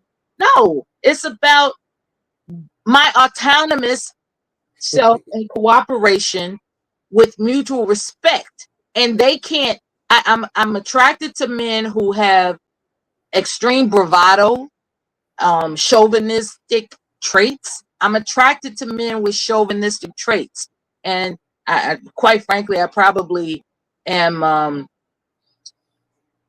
subconsciously thinking about what my mom was attracted to, so I probably have that, that residue in my psyche, like, based on the fact that my mom put up with a whole lot of unnecessary stuff from my father. I love my father, don't get me wrong. I love my father. He was very, very good to me. I'm unscathed. Oh my God, like I can't imagine someone protecting me more than my father ever did. However, he was a monster when it came to how he would insist that there is no other authority than me. And that's just not the case. It's like you can't sit up here and have somebody work all damn day and then come back and cater to you as if she didn't do nothing all day. That's ridiculous. That is super ridiculous. And women just so let's say hypothetically you got a woman where you making the king's lion's share of money, right? Let's say you recruited somebody who ain't got nothing going for her. She's just a good looking woman that you like to fuck, right? And you tie her in, you get her in your place, you let her decorate, do all the things that accommodates a man's sense of comfort being home. Cause she ain't got nothing else to do, right? That's cool if that's your agreement. What I'm emphasizing is there's no room for agreement when it comes to your type of mentality. There's no room for agreement. It's about obedience, and obedience is for dogs. Like, that's why you all are calling women the B word all over the place, because that's what you want. You want obedience as if she's a dog, and that's not gonna roll. It's just not. But hold on, Mello. What's the difference between? No. So, welcome to the show again, Poppy. Mello, we have to understand, right? Is there has to be structure, and the structure is set in place by he who provides the most financial support for the lifestyle which you expect him to give you. Once you take the money, you take the deal. And now I'm not saying that a man, we necessarily don't want to control you. We really don't want to control you. What we want you to do is to act in an appropriate manner while representing us. And part of that representation is when you inside the house and outside the house. And dressing like a 304 to a lot of men is offensive, because you're married to me or attaching your wagon to me, you are to represent me in the fashion that I want you to be. Because why? For me to get the exclusiveness with you, for me to get the things from you, you charging a fee, right? You charging all these expectations of pay the bills or don't be best with all these other chicks. Don't do this, don't do that, right? So the reciprocation to that demand, Bella, is... I think you all get the wrong interpretation about this dress I'm talking about. I'll let you roll off. Let me say this, and I'm going to let you go. Bella, I'm not trying to silence you or none of my panelists. You know what I mean? Ruthless welcomes pushback. So don't think you have to say something because you're going to get a chance to say it. What I am prefacing here, because I just want to keep on saying, gentlemen, this is why you get your side chick. This is why you need to get your side chick, because Bella said it herself. She just leveraged, Auntie, which you disagreed with me on. She just leveraged, well, Ruthless, you'll never get that because a woman has what? Too many options. So what Bella said is women are going to leverage their options to go against the correction that I'm trying to correct them with. Meaning, why? If I say why you wear that, I don't want you to wear that dress or wear them lashes. She's gonna say, What you mean you don't want me to do what? And if you trying to control me or trying to do this to me, I will get rid of you and get someone to take your place. And this is the language women use. So hold up, Bella. I want to let other people speak. I hear you, but I just want to say that I wasn't wearing no 304 dress, and I always ask my husbands whether or not they like what I'm wearing. And they would say, yeah, I like what you're wearing. And then they would, you know, interrogate me, you know, like, did you meet anybody today? And all of a sudden, it's like, what do you mean, did I meet anybody today? I went to the grocery store. Oh, okay. Well, you know, you wearing, you know, a really pretty dress. That's what I'm saying. It's pretty. It's not hoish. It's pretty. So you wear a real pretty dress. I was like, yeah, you said you liked the dress. And he was like, yeah, I was just wondering if anybody complimented you on the dress. It was those kind of fucking mind games. I wasn't walking out without his permission of what I was wearing. Are you fucking crazy? I respect my. Okay, Bella, we got it. Now I want to hear because Poppy dropped off. Then I want Auntie to go. Poppy, I know you have one something to say, but your Wi-Fi was messed up. Go ahead and speak your piece, Poppy, and then Auntie. Go ahead, Poppy. Man, listen, man. I know, I have never been the guy that kind of like trying to tell a bro what she can wear, what she cannot wear, my nigga. Thank God, that's never been my thing. But if it happens to me, bro, I only got one time to tell her, man, like, hey, man, what you doing with your ass out like that? Like, what's up? Because to me, bro, a woman that like you, she's gonna be very, very careful what she wears. You see what I'm saying? She's gonna even include you on her little outfit selection, all that bullshit, right? If she wants, I don't want to stop a bitch from like wearing what she want to wear, bro. If she wants to dress something very provocative, she's for the game, fam.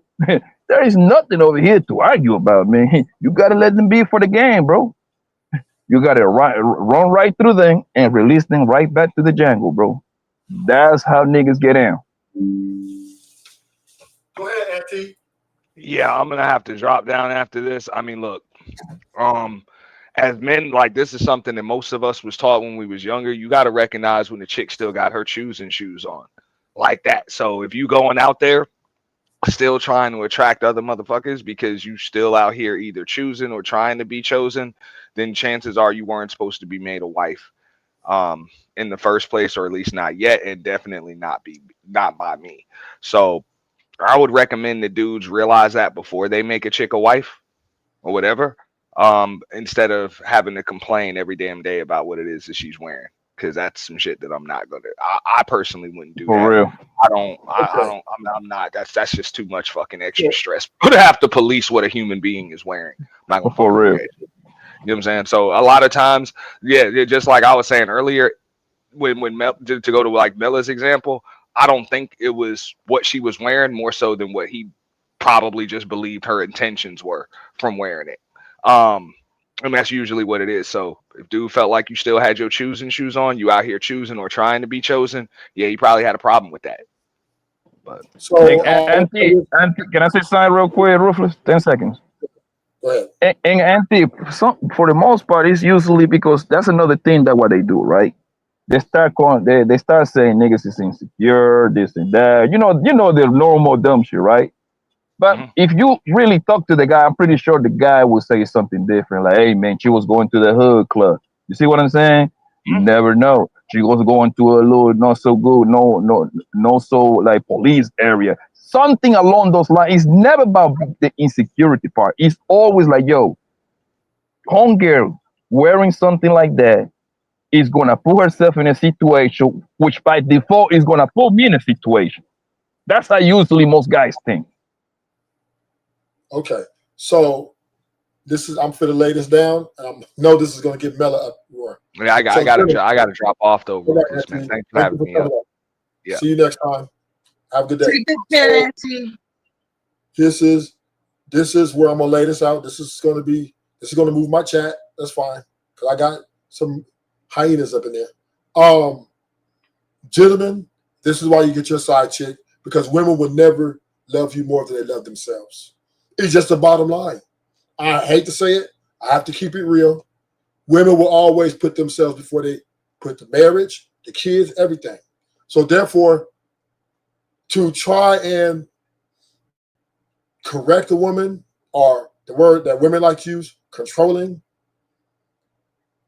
is because she's not married to you because she wants you to lead her. She's married to you because she wants you to be a mirror. She wants you to be a yes man and provide a lifestyle for her, as well as do everything else, as be a therapist. So this is why I suggest, if a married man wants to win, I know everybody's gonna agree, get you a side piece. So therefore, you know, you can go and get you something what she ain't giving you. And this is the only way a married man can win. What's she supposed to be giving you? The shit you ain't giving me. No, I mean, really, honestly, what is she quote unquote supposed to be giving you? Let me tell you what she's giving me. Most side chicks. No, not side chicks. I'm talking about the wife. What is the wife supposed to be giving you? She's supposed to be giving me cooperation. She's supposed to be showing me great signs of support. She's supposed to be able to have a conversation with me. If I have a complaint about something she's doing, she's supposed to, if it's within reason, honor it.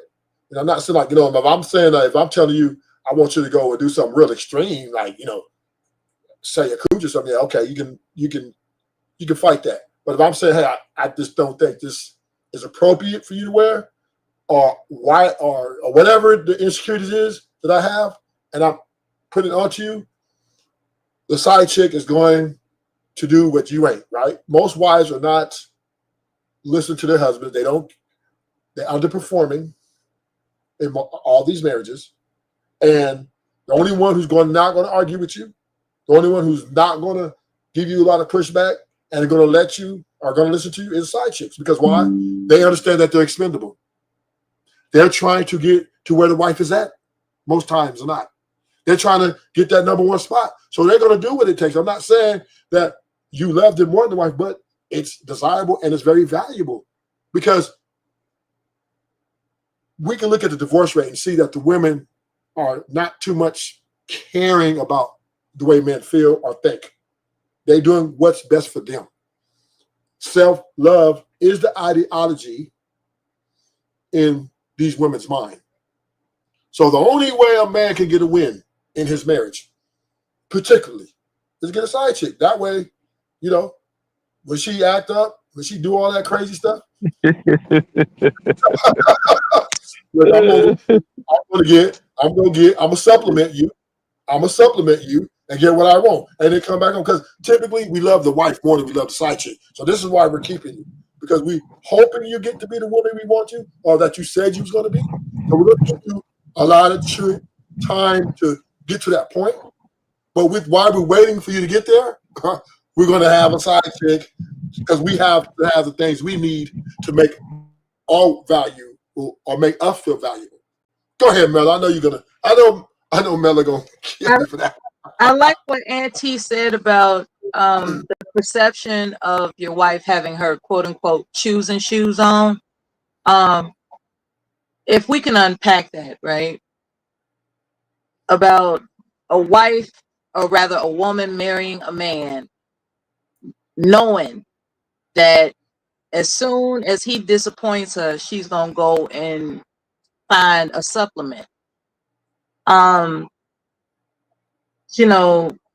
That's really deep. Like, because what you're saying is it's the man's privilege to have a side chick, but apparently it's not the wife's privilege to have a side dude, right? Can I explain why that? And I'm gonna let you go. Oh, I thought I was talking. Go ahead. You got it. I'm gonna give it to you, Mella. Just so we give the foundation of that, is because the man is paying a lot of money, right? So if you're not doing a return on that investment, if you're falling short of that investment, he has every right to get some back on his investment if it has to be with another woman. See, this is the thing, and this is what the difference is, Mella. Men, y'all are selling loyalty. Y'all selling y'all loyalty. Y'all selling y'all exclusiveness. That means y'all have all these expectations for him to do for them to be exclusive to him. That shit ain't for free. That shit ain't for free. Y'all ain't just doing, I'm just going to give up, my freedom to be with you. No, you want him to be a provider, protector, a therapist, a emotionally intelligent nigga, whatever super nigga you want to be, right? But you guys are asking for this shit and y'all not paying nothing. Y'all asking it for free. So therefore, if he's having to pay for your loyalty because you're demanding, and then what his return on that is for you to be loyal, this is what he's paying the money for, then you supposed to do that because you taking the money and the benefit stuff that you're benefiting and saying, okay, this is what I'm gonna give back to you. That man says don't wear the dress. That's why you're taking the money, Miller. Okay, I have no problem with it. You don't want me to wear it, no problem, baby, because I know you're gonna pay the mortgage. I know I ain't gotta worry about where I'm gonna sleep tomorrow. Yeah, but you mentioned the 50-50 situation, which is what's confusing me about your rhetoric, because it'd be different if you recruited I ain't got shit going for me type of chick, right? That'd be different. It's like she actually needs you. But ideally, she should want you. Ideally. What I'm confused about is why she wouldn't want you, considering that there's this 50-50 situation. Why doesn't a woman in a 50-50 situation, why is it that she just changes up and don't want you no more? Where is that coming from? Well, the thing of it, right, the 50-50, even, I said it earlier in my show, I think you heard it, the 50-50, even if she's getting with you, she's still benefiting because now she get to save half her check. There's no, 50-50. Even. Listen, Mella, let me finish. Even in a 50-50 relationship, most men are paying the mortgage, right? Most time it starts with the smaller bills. They're paying the mortgage 50-50, brother. Even if you're paying the, let's just take the 50-50 mortgage. Everything is 50-50, brother. Everything. The woman is still winning. Now what? She's still winning because now she's saving a lot of her money because we're just not a one pot. Hold on, let me finish. It's not You're a one saving money too because it's 50-50. Let me respond, Melody. I'm gonna give it back to you. Be patient. Exercise patience. Even in the 50-50 rule, she's winning because it's not a one pot anymore. It's not the guy over all the money. So she's bringing her money and putting in her account the half the money that she's saving. Because if she was on her own, she would be expending more money, more resources to supplement her. And so would he. Man, no, okay, but no. When I'm saying, well, yeah, but what I'm saying is before we get married. Now this is after we marry, Mella. Before we get married, the women aren't paying for any dinners. They're not paying for any amusement parks. They're not paying for our time. I am. So even before we get married, we start the 50-50. Because usually the 50-50 don't come until after we walk across that finish line, right? So before we get there, though, I'm the one paying. So I pretty much bought you. I bought my wife. The hell? So I still have the, say in, look, I want you to reciprocate these things. Then if we marry, I'm going to negotiate, hey, maybe we should do 50-50 because we'll get there a lot quicker. Plus, I want you to have a skin in the game. Okay. But all those years we was dating, you saved up all your money. You didn't have to spend on nothing but your nails and your hair. Here we go. Sometime in 2025, you don't even have to do that. Go ahead, Bella. Here we go. So in the scenario where a man is showing interest to a woman. Yeah. And he comes up with these dates that could cost like up to $300 a pop. And she comes with, I got this. And so are you saying that you are going to tell her, no, I got it, and then use that against her, even though she was prepared to pay for these dates? She's prepared. It's like, it ain't no thing. Like, shit, I do this for my own fucking pleasure. Like, I got us like, oh, this was a wonderful suggestion of a place to go. I got it. And then you tell her, no, I got it. I'm the man. I got it. And then you want to flip it on her in the marriage. Well, baby, you ain't never had to pay for no dinners and you ain't never had to pay. And it's like, I offered to pay. You turned it down. And so you think you own me on some manipulation shit? No. Let me respond. Because I'm not saying your point isn't a point. Usually a woman may offer to pay for one or a couple of dates here, but typically they don't do that. But let's just take, for your sake of argument, we say we take the bill, we'll take it, we don't want you to pay, is because we're letting you know that we're stepping up.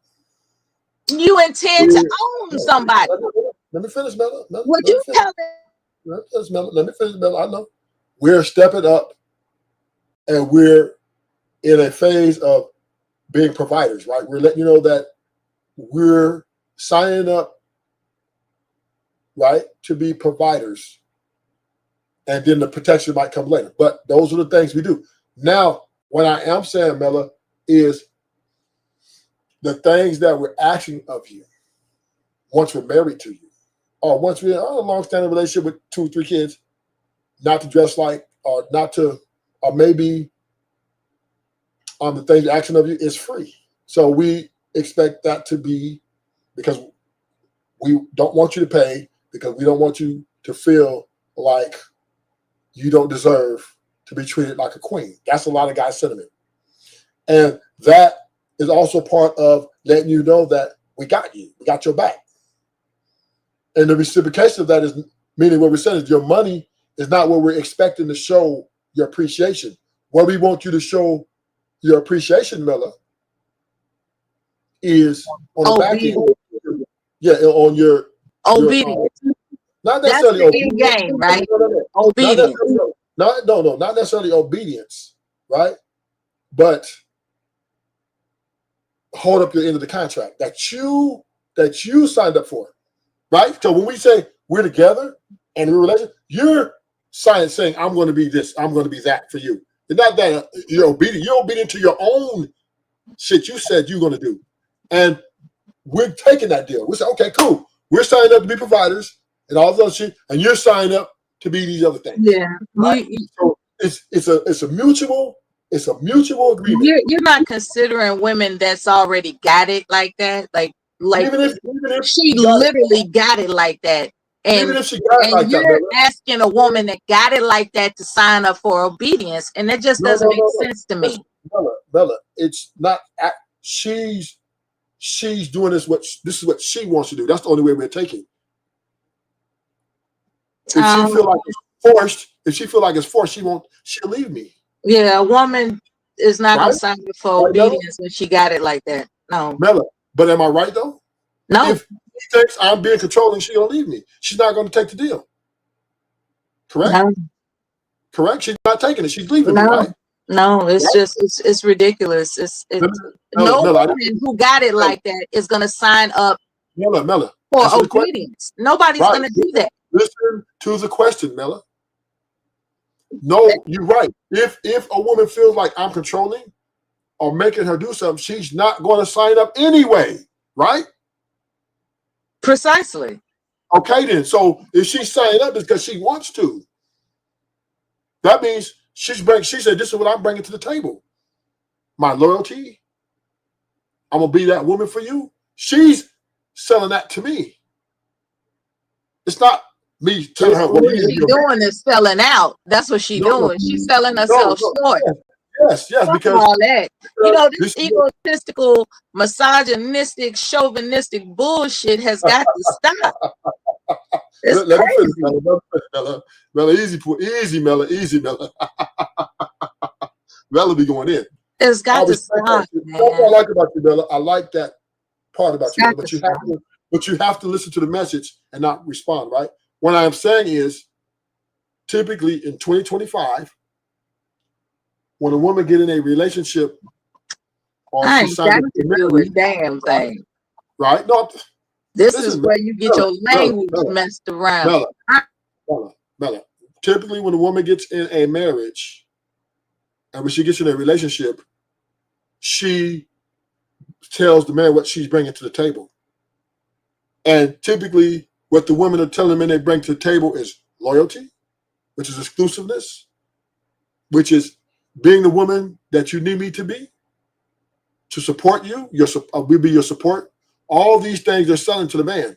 And the man is selling to them, I'm going to be a provider, loyalty, et cetera, right? It's a mutual agreement, right? This is women are, if a man said, girl, you need to do this, or this is what you better do this, she's going to walk away. We know this. Y'all are showing it through the divorce courts every day, right? Y'all will leave. So men ain't coming out saying. Oh, I'm glad you brought that up. The stats show that men, when they get in their 50s, they initiate divorce. It's called the Great Divorce Era, where men they realize their mortality and they want to live life the way they want to live it, and so they initiate divorce. It was just on Oprah.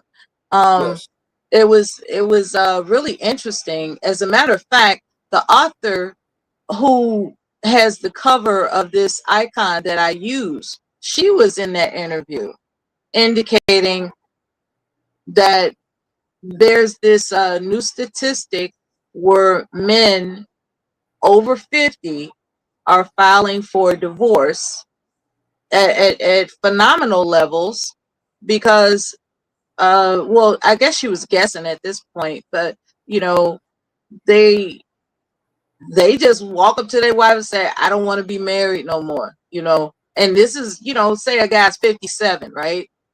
They've been married for like over 20 years plus, and he just walks up to, this was on the Oprah thing. Every woman in there had a story about how they were good wives. If anything, he stepped out and she forgave him and things like that. And he just wanted a divorce. He wanted to start over.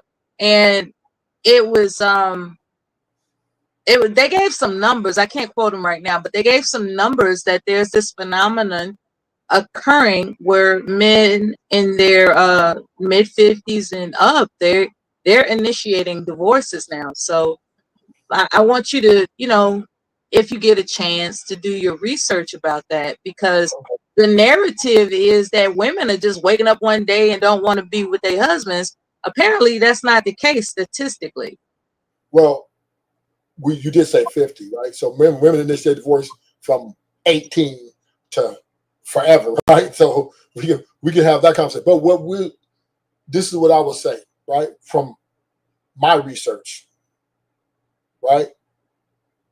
I believe that most men, when they're married to a woman for a standing long time, it's a happy wife, happy life sentiment. So at age 52, 53, the kids are grown. See, a lot of men want to leave probably in their 40s, right? Or maybe 10, 15 in. But once again, they wait till the children are grown. Yeah. Right. Men, right. We both men, do. The men and the women. They wait till the children are grown. No. Women are out of there. Women are out of there. Period. Right. They're taking the kids. Fuck you. Right. So men typically want to keep the unit together. They think about the kids and having one mother, dad household. They want to keep the dynamic going as long as possible so that the kids can have a healthy or perceived healthy, you know, place to grow up in. Well, that's why I'm saying, let me say this. That's why they in 50s, all the kids are grown, they're out the house. You know what? And now check it out. Now she's benefited from me greatly, right?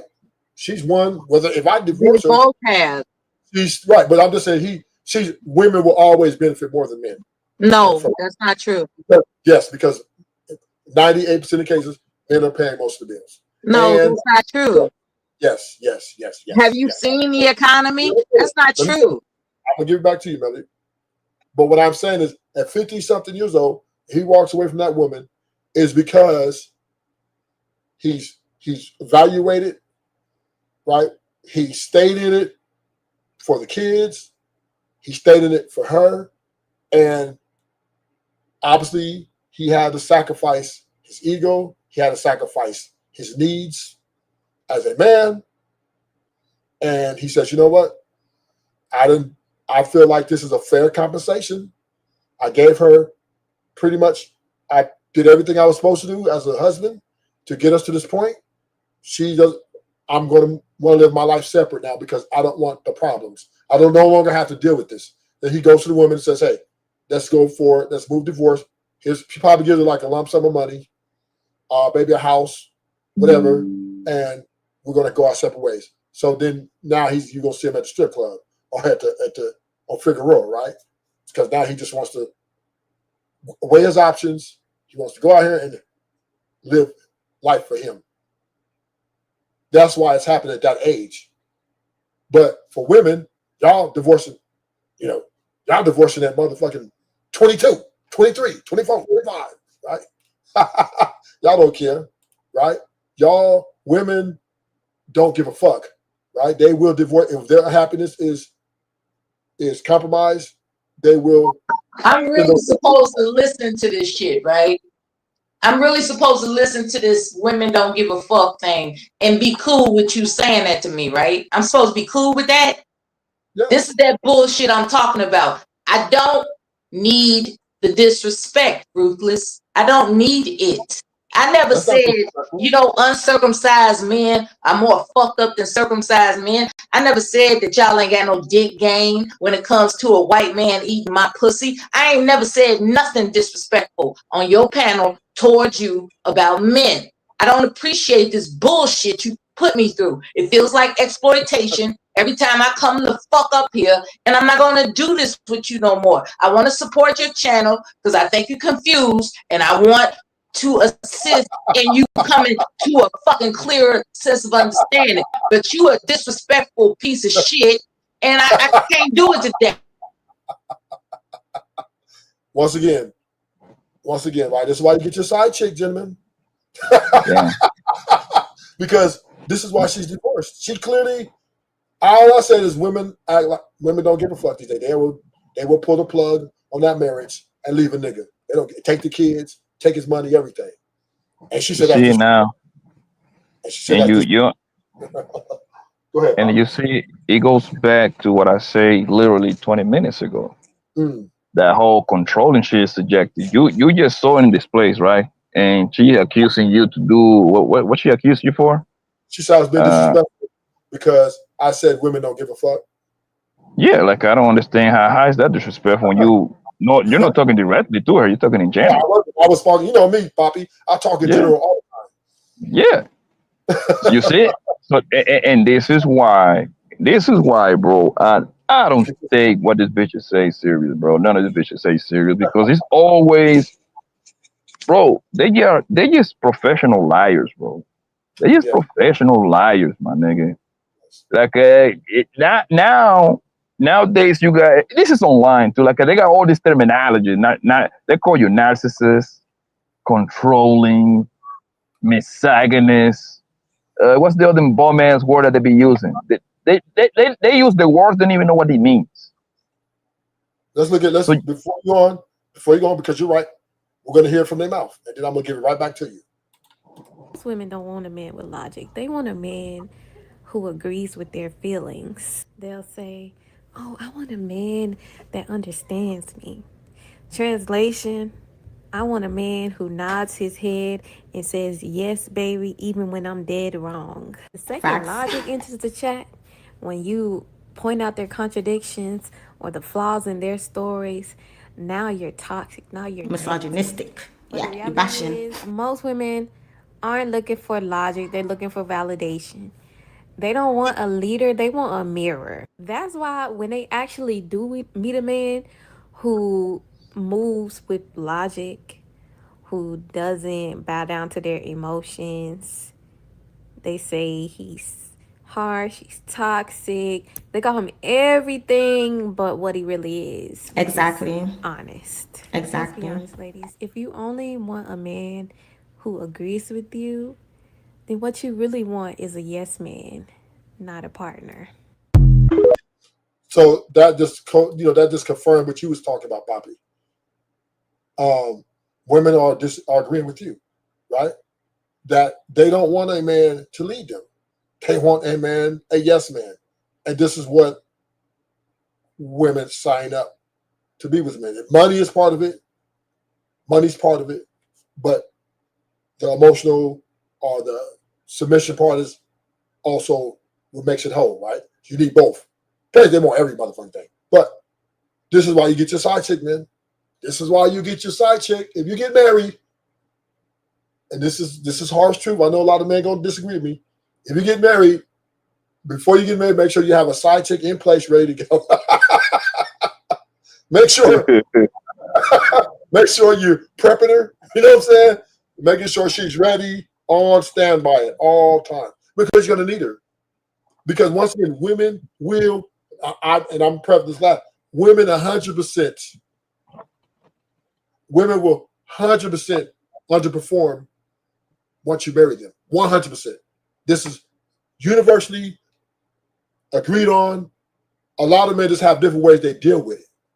But Rufus is telling you the only way a married man can win, because of the amount of money and time he invested, is get a side chick, and you're off and on your way running. Yeah, the side chick is the valuable piece, because why? Women would never, ever love you more than they love themselves. I'm just trying to tell you that. I don't care how much she likes you when you're around. She will always love herself more. She will always put herself first. Just like old girl said the thing. If that man does not cater to her emotions, she will deem you as an enemy, as an attack, a combatant. So the only way a relationship's going out, a marriage particularly, for a great amount of time when you got kids involved, it has to be happy wife, happy life. And I'm saying for you to get that W, you're going to have, right before you give it a ring, make sure you prep your side chick or a couple side chicks so that y'all can have a chance to get the happy wife, happy life sentiment. Because if you stand up and say to that woman, I don't care about your emotions, that's not what's best for this relationship, and you tell her, you be honest about, look, we need to stay focused on the reasonable side, she's going to leave you 100%. Because women would never be loyal to a man. She's always loyal to the way she feels and her emotions. And the moment that man, like old girl said, goes against those emotions, goes against the way she feels, that relationship, dead man walking. And it's a sad reality. I wish it didn't be this way. I wish we could just be with one woman. For the men who want to be me, I like multiple women. But for the men who love the monogamous aspect of things, I wish it would be better for you guys that you could just deal with one woman and not have to get a side chick. But the reality of it is, a woman would never love you, nigga, more than she loved herself. Self-love is cancer to any man. It is. Because if she keeps loving herself, guess what? That means she ain't going to have time or love you properly.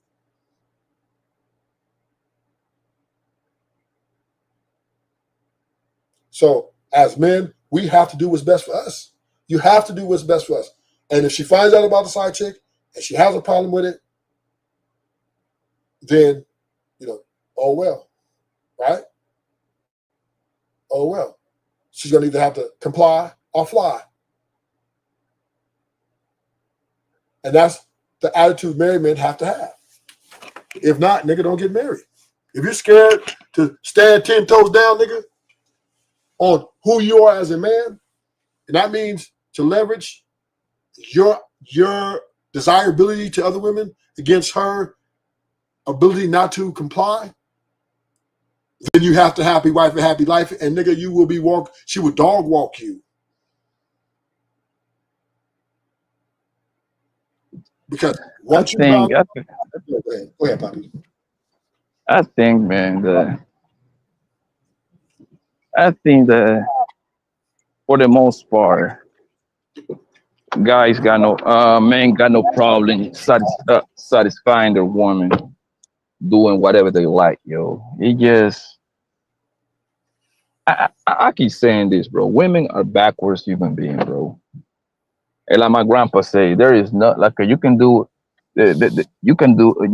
a woman 100% happy, bro. That ain't gonna work. The niggas that win is the guys that don't give a fuck like that, bro. I'm sorry. I know it sound cruel, sound a little rough, but that's the truth. That's the truth. The truth is the truth, man. The niggas that win is the niggas that don't care, my nigga. They got the list invested. God damn, people keep calling. Hold on one second, Ruth. Hold on. Yeah. And Poppy's actually right. The niggas that win is the ones that don't act like they don't give a fuck. The moment you show that you are willing to sacrifice your life for them, she's going to underperform. And this is what women do. This is why they don't want to run your bathwater for you when you get home. They don't want to dance. When you get married, women aren't putting on the lingerie and twerking for their man. Right? They're not doing it because they don't give a fuck. They feel you paying the bills and doing all this stuff for them is what's expected. And for you, they're saying, well, you better be lucky that I'm just giving this coochie to you, and you need to keep paying that. But that doesn't come with her having to reciprocate any of the sentiments. Oh, well, I need to be there for him when he get home. I need to make sure I give him a massage and dance on him. I need to do all these things because no, they don't. Women feel like, why do I have to do that? And this is why they don't like side chicks. This is why they don't want you to have another woman, because women don't want to be forced to have to be the woman they're supposed to be.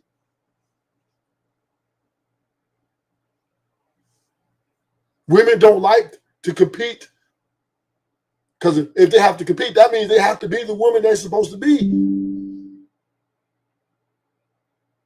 Which, in theory, they're not supposed to compete. They're supposed to do that anyway. But in reality, they're not being the woman they said they were going to be or they're supposed to be. They're being the woman that they want to be, which is, I want to love myself and everybody else last. This is why the side chicks are more valuable, are just as valuable. And once again, right, gentlemen, my advice, if you are going to get married, to interview you about 3 to 4 side chick potentials. Have them in interview status. Because I guarantee you, you put a ring on it, you walk across that threshold, she will code switch on you, and she will underperform her desired duties to you. Side chicks are the future of marriage, right? They're the one that's going to keep it together, because the wives are underperforming. And this is the great thing about side chicks. If your woman divorce you, right, you don't have to go out here and start over again. You already got somebody that you've been prepping, the whole time. So if your wife divorce you and won't leave you because she not happy no more, she just don't want to be there no more. Okay, baby, I don't want you to go, but bam, you promote the side piece.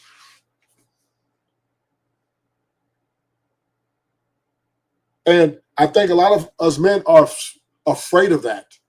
Most men are afraid to step up and stand 10 toes down and put themselves first, because they don't want to lose. And this is the problem in this gender war. Women act like they don't need men. Women act like men are expendable, whether they're married or not. But men, they act like they need women. They act like, oh, I can't lose you, baby. Oh, I can't. Oh, my gosh. I can't. Oh, she leaves me. Oh, my gosh. And that's why a lot of them happy wife and happy life it.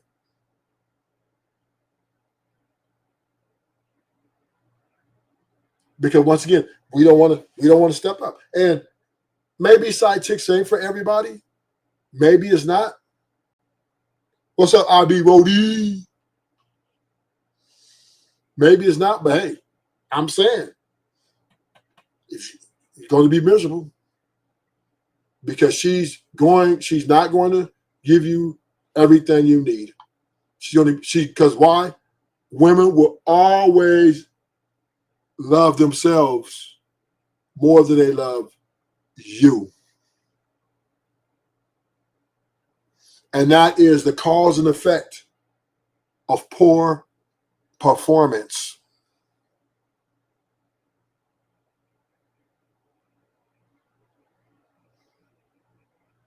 She will always love herself more than you. Always. So this is why you got to do what you got to do. If not, you'd be a damn fool to sit up there and let her dog walk you. AKA a simp. And you know what we say about simps? Simp. Simp. Some women can't understand logic when they don't agree. And it's not that they don't understand, they just don't like it. Ooh, I look fine today. Let me post it for the world to see. Because what are you posting it for? To get that attention. It's as simple as that. There's no other reason to post. Now, I'm going to ask y'all this. If a dude tell y'all, you can post the same stuff you've been posting. Post whatever you want. But make your page private and delete all males off your page that's not family member. How would you feel about a dude saying that? Would you think he tripping or you like, okay, yeah, let's do it? That's controlling. So you would think he tripping? Yes, that's controlling. Trinity, you would think he tripping? I would. I'm not gonna. So are you- Narcissistic. Okay, they just said they posting for themselves. They doing it just because it look good. They just said it's not no unloyal aspect to this. But when we take males out of the equation, you the bad guy. But before you take them out of the equation, they just posting for themselves. It can't be for y'all sales, and it can't be just because you feel good. Because I'm still saying, babe, post it. Baby, do your thing. Post whatever you want to post, however many times you want to post it.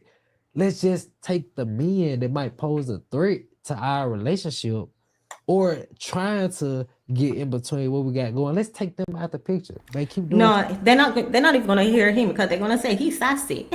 He's sassy. Why you need me to remove all the men? You're insecure.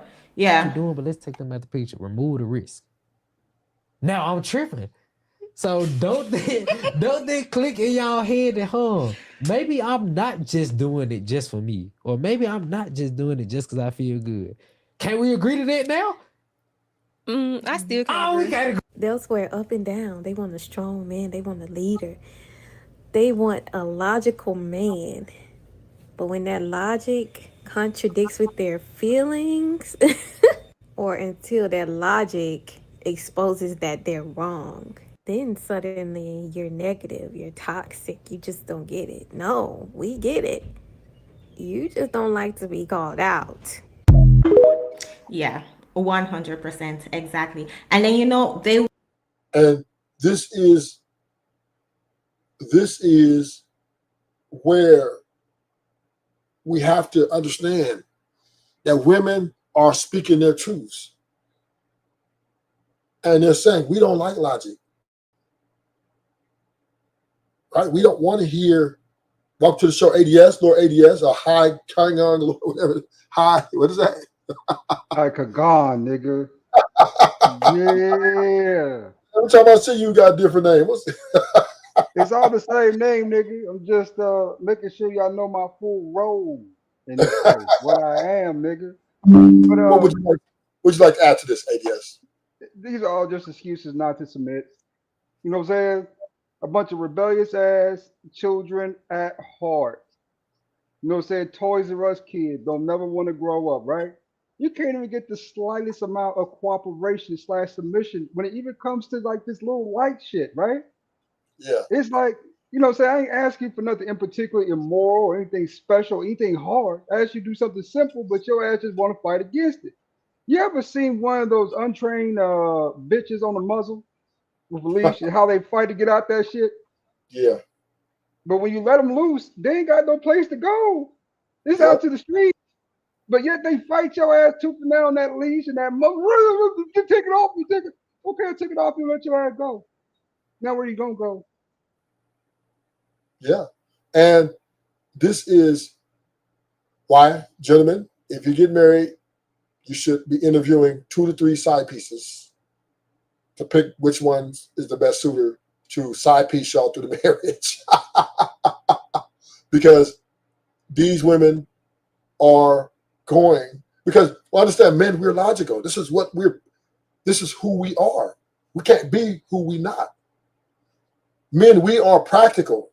We have solutions. We are solution based. Right? When we see a problem, we automatically start trying to solve.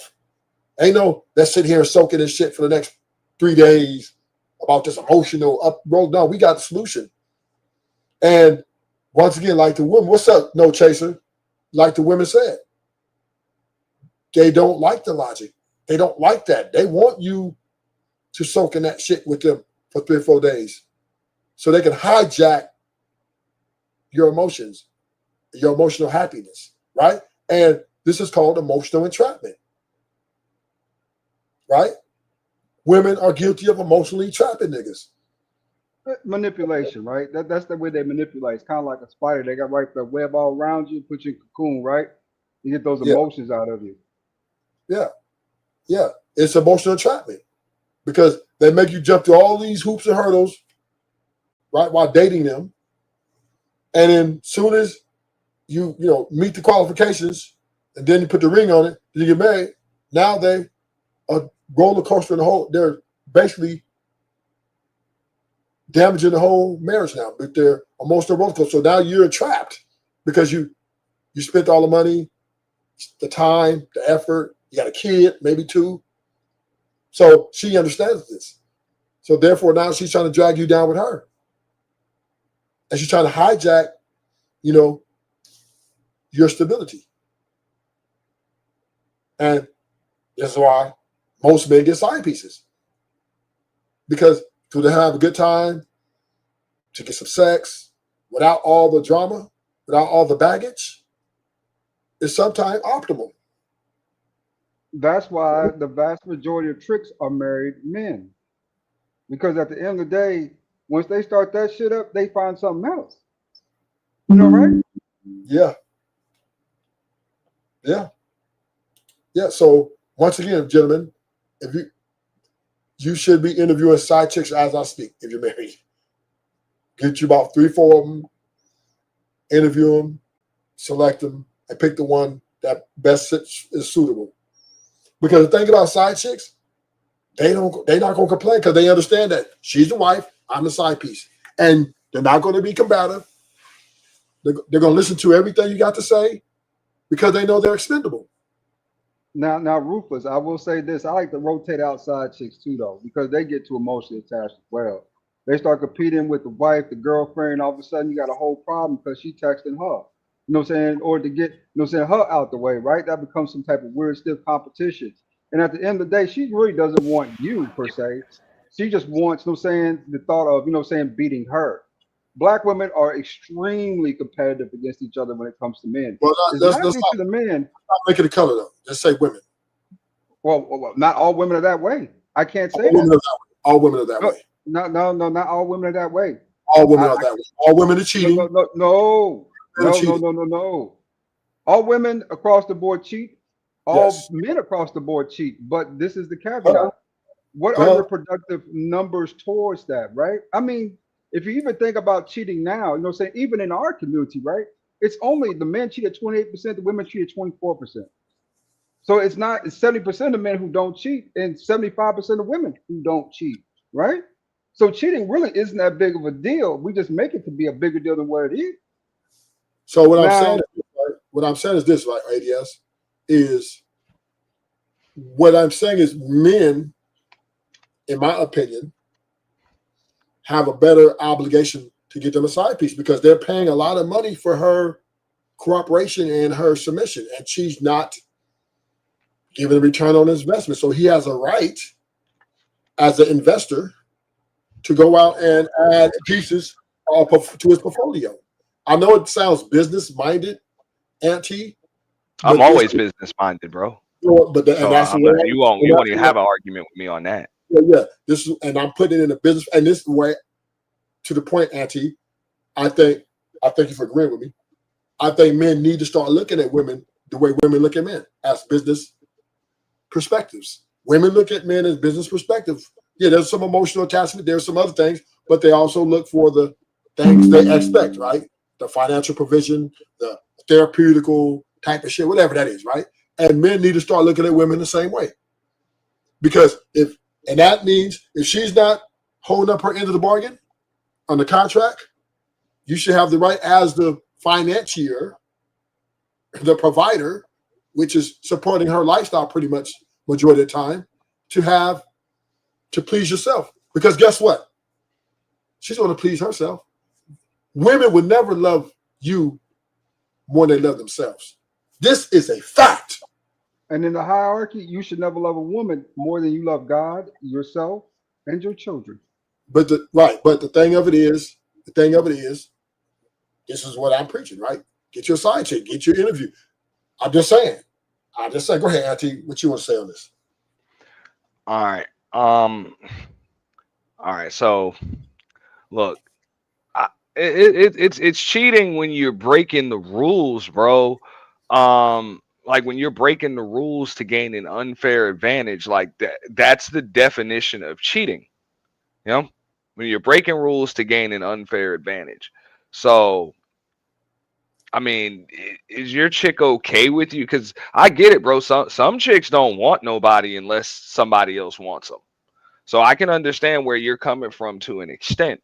But other chicks, bro, and when I say this, I'm gonna tell you, grown ass women, mature women, they ain't having that bullshit, bro. They're not. That might be these young girls that are just okay with fucking that they're comfortable in functioning in fucking dysfunction. They're young, they're immature, they got low self-esteem, whatever, or toxicity is the only thing that they know. But a grown ass woman that knows what the fuck she wants, knows what she don't want, you know what I'm saying, knows that she wants you, and just like you said though, hey, she's gonna handle all of her, responsibilities as your woman, not just a wife, but as your woman. You know what I'm saying? She's always going through the audition, you know what I'm saying, to be your wife. And then when she is your wife, she's always going to make sure she put up them numbers to keep her spot. But she expects that shit to be reciprocated too. That I don't think that applies to them. Okay, but here's the problem I have. She's a beneficiary. How's the beneficiary going to have all this motherfucking power? Right? Her expectation is that she's looking for the best qualified perspective, right? And that best qualified perspective, in most cases, when we're speaking of marriage, right, is a guy who's already qualified for her to take that ring. So now she's going to turn around and say, well, you can't do for yourself that I won't do for you. That is a fallacy. That is unequivocally a bad perception on her part, because you need to hold up your end of the bargain, baby. This is what we both signed up for. This is what we both stepped into. And now you're saying that you're not meeting my standards, that I can't meet my standards for myself by going out and doing what I got to do? Fuck you, right? That's what I'm saying, right? I'm going to do what I got to do, because I'm not going to sit up here and complain. That ain't going to solve nothing. All we're going to do is make it more bitter situation. I'm not going to sit up here and I'm not going to sit up here and argue with you about my needs. And you shouldn't have to, but and I know Lord ADS wanted to say something, and I would agree with you on that part, Ruthless. I'm just letting you know, when you got a woman that's ready to be a wife, and she embraces that role, you won't have to argue with her about your needs. She's likely going to be a step ahead of you when it comes to what your needs are. Trust me, that's rare that you even gonna have to have them conversations, bro. You know what I'm saying? The thing, she gonna give you shit that you needed, you didn't even know you fucking needed, and the shit that you did know that you needed, you ain't even gonna have to remind her about that shit, and vice versa on your part. Just like you said, you gonna make sure that, hey, Shirley ain't never gotta wash her own car. You know what I'm saying? She ain't got to change no damn smoke detector batteries. Ain't none of that shit, bro. You know, she ain't got to, you know what I'm saying, fight with damn jars and shit to open the motherfuckers up, bro. You got all that. You got all of that stuff, bro. Bank account straight. So when she ready to fucking decorate or whatever, you know what I'm saying, you got, hey, that card is straight. There ain't nothing declining. Whatever, dog. Make sure the drapes are straight. You know what I'm saying? Make sure everything gonna be clean. All of that shit. Everything that she want to do as a woman, she gonna be able to it. You gonna empower her to do that. But she's also gonna make sure that you are like, she's gonna do everything she can to make your life just better as a man. Just going through the world as a man, bro. She's gonna do that. Okay, What you want to say, ADS? I was gonna say there's a stipulation to that, right? I mean, remember, gentlemen, it's not cheating if you're not married. Let's make sure we put that out there too, right?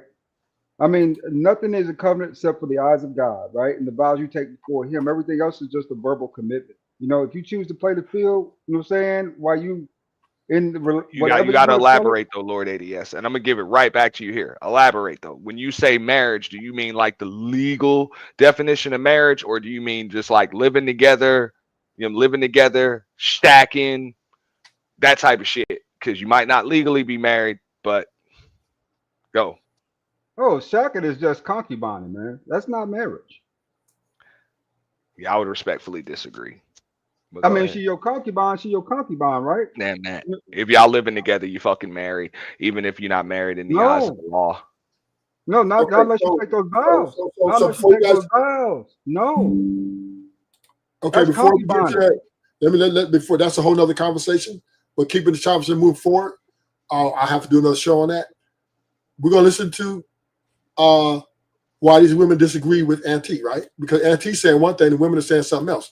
Auntie said the woman is going to do everything she needs. That woman, and she's going to make sure her man. No. Let's see what the women got to say. Most women don't want a man with logic. They want a man who agrees with their feelings. They'll say, "Oh, I want a man that understands me." Translation: I want a man who nods his head and says, "Yes, baby," even when I'm dead wrong. The second Facts. logic enters the chat, when you point out their contradictions or the flaws in their stories, now you're toxic. Now you're Misogynistic. But Yeah, the you're reality bashing. is, most women aren't looking for logic. They're looking for validation. They don't want a leader. They want a mirror. That's why when they actually do meet a man who moves with logic, who doesn't bow down to their emotions, they say he's harsh, he's toxic. They call him everything but what he really is. which is Exactly. honest. Exactly. Let's be honest, ladies. If you only want a man who agrees with you, then what you really want is a yes man, not a partner. AKA a simp. And you know what we say about simps? Simp. Simp. Some women can't understand logic when they don't agree. And it's not that they don't understand, they just don't like it. Ooh, I look fine today. Let me post it for the world to see. Because what are you posting it for? To get that attention.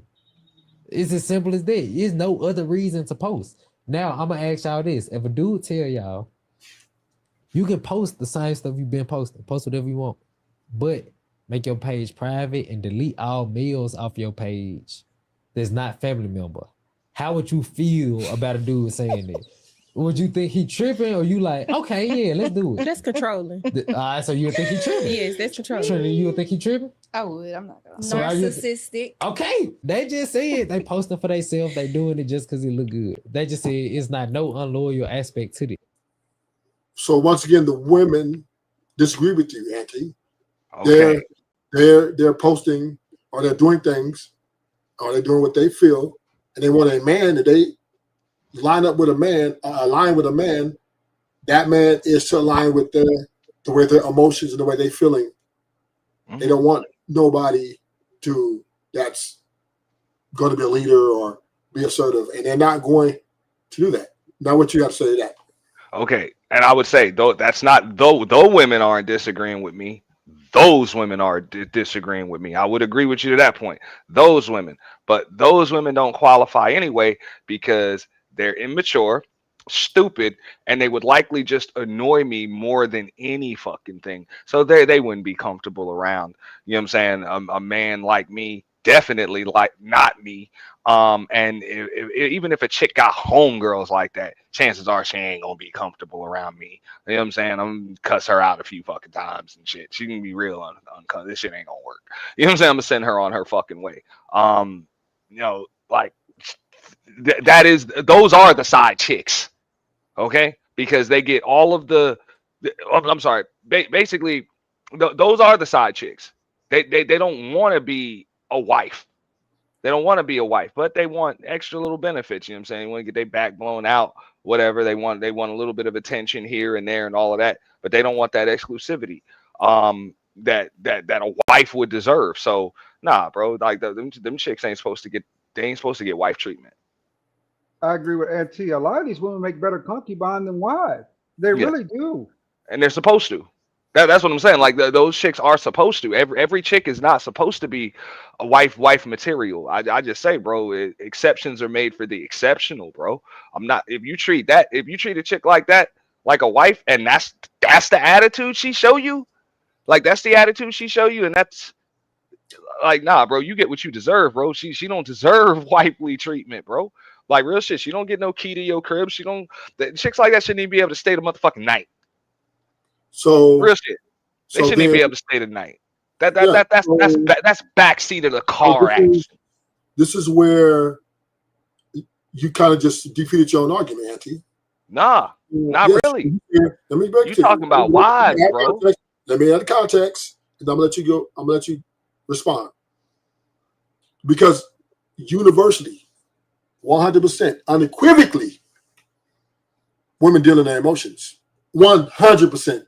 So, on the level of emotional dependency, women 100% align. So, them women that she was speaking for, she's speaking for all women, right? Meaning women invest heavily, 100% of them, in their emotional state, of the way they feel, and what makes them feel good.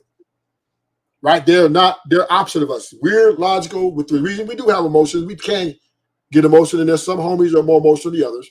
But we are more, our foundation is more logical based. Where women, they have logic too, but their foundation is more emotional based. And so this is why when we come together, it's supposed to be a balance, right? When she's emotionally unstable, you're the rock, right? You're the one that okay, baby, reason, logic over is actually more practical and actually better for the overall running of the structure than emotional outbursts. So with that being said, to your point, well, to them women, no, all women don't agree with you when it comes to, right? They will burn the house down if their feelings are compromised. I 100% agree that all women, or think that all women lean on them feelings to make the final call, to make the difference between whether they're going to be a good, cool wife or a bad wife, right? And I think those things are the fuel that leads women. So that's why I say it's kind of you saying that, oh yeah, she's going to do all this for you. Let me find this comment on here where I'm going to show you. You saying all this and all that, she's going to make sure you know before you know? No, she can't sustain that because why? A woman would never love you more than she love herself, nigga. She will always love herself more than you. And that's just a fact. And I'm not saying, ADS, you're wrong about men should love themselves too. But the fact of the matter is, the reality of the matter is, us men, we are more selfless and women are more selfish. So that's the difference. That's why we are always in combative state. That's why there's a lot of happy life going on, and a lot of women are divorcing. Yeah, and that's why I say, man, exceptions are made for the exceptional. So if you're gonna deal with typical, you're gonna get typical results, bro. You play stupid games, you get stupid prizes. Your wife, her happiness is supposed to really come from making you happy. So I would agree with you on that. You know, women are gonna really put their own feelings and their own emotions first, but she has to truly, like, your wife should be taking pride in making you happy. That's where her happiness is supposed to come from, you know. And if that woman does not take pride and her happiness doesn't come from making you happy, I'm being real, bro. You chose the wrong woman to be your wife. You really did. So I'm gonna say this: there's no guarantees, right? So when anytime you're picking a woman to be your wife, you're rolling the dice. So I don't know what you mean, right? Oh, well, you post. It's still a gamble. That's just the nature of the game, right? There's no way you can get around that. When you're courting and dating and doing all those things, you're hoping that, okay, this continues on in marriage. It's not a guarantee. So there's no man out here that can pick a woman and say, she's guaranteed to finish the journey. That's just an unpractical and unrealistic way of looking at it. So when you say, well, you chose wrong, well, I did. I chose right. I chose women in year 1 to 5. I didn't choose women in year 6 to 10. So she's different. She's different than she was the first 5 years. And we see that people change, and largely this goes with the women, right? So my point is this. When we're in these type of situations, I call marriages, I consider marriages as high leverage situation in a man and woman's life, right? Because it is pretty much the highest form of relationship aspect one can hope for and achieve. So it's very high leverage. So therefore, everything counts more. Everything has more feeling. Everything's more serious because being married is the ultimate sacrifice for one, and it's the ultimate goal for one to bring up a unit of the nuclear family in. And to most, I would say, men are not a monolith, but I do think that majority of men overwhelmingly understand that. I think that the nuclear family is the best way to build a community. So with that being said, we can evaluate, right, and carefully examine that when we're dealing in that type of leverage, the high leverage of marriage, it is very difficult to lose, to take that loss, right? It's not something easy. So therefore, I'm just telling men, and because the women are leading the charge in the divorce court and in the complaints via Aisha Curry, via Jada Pinkett Smith, should I say Jada Pinkett Tupac, or via Michelle Obama, right?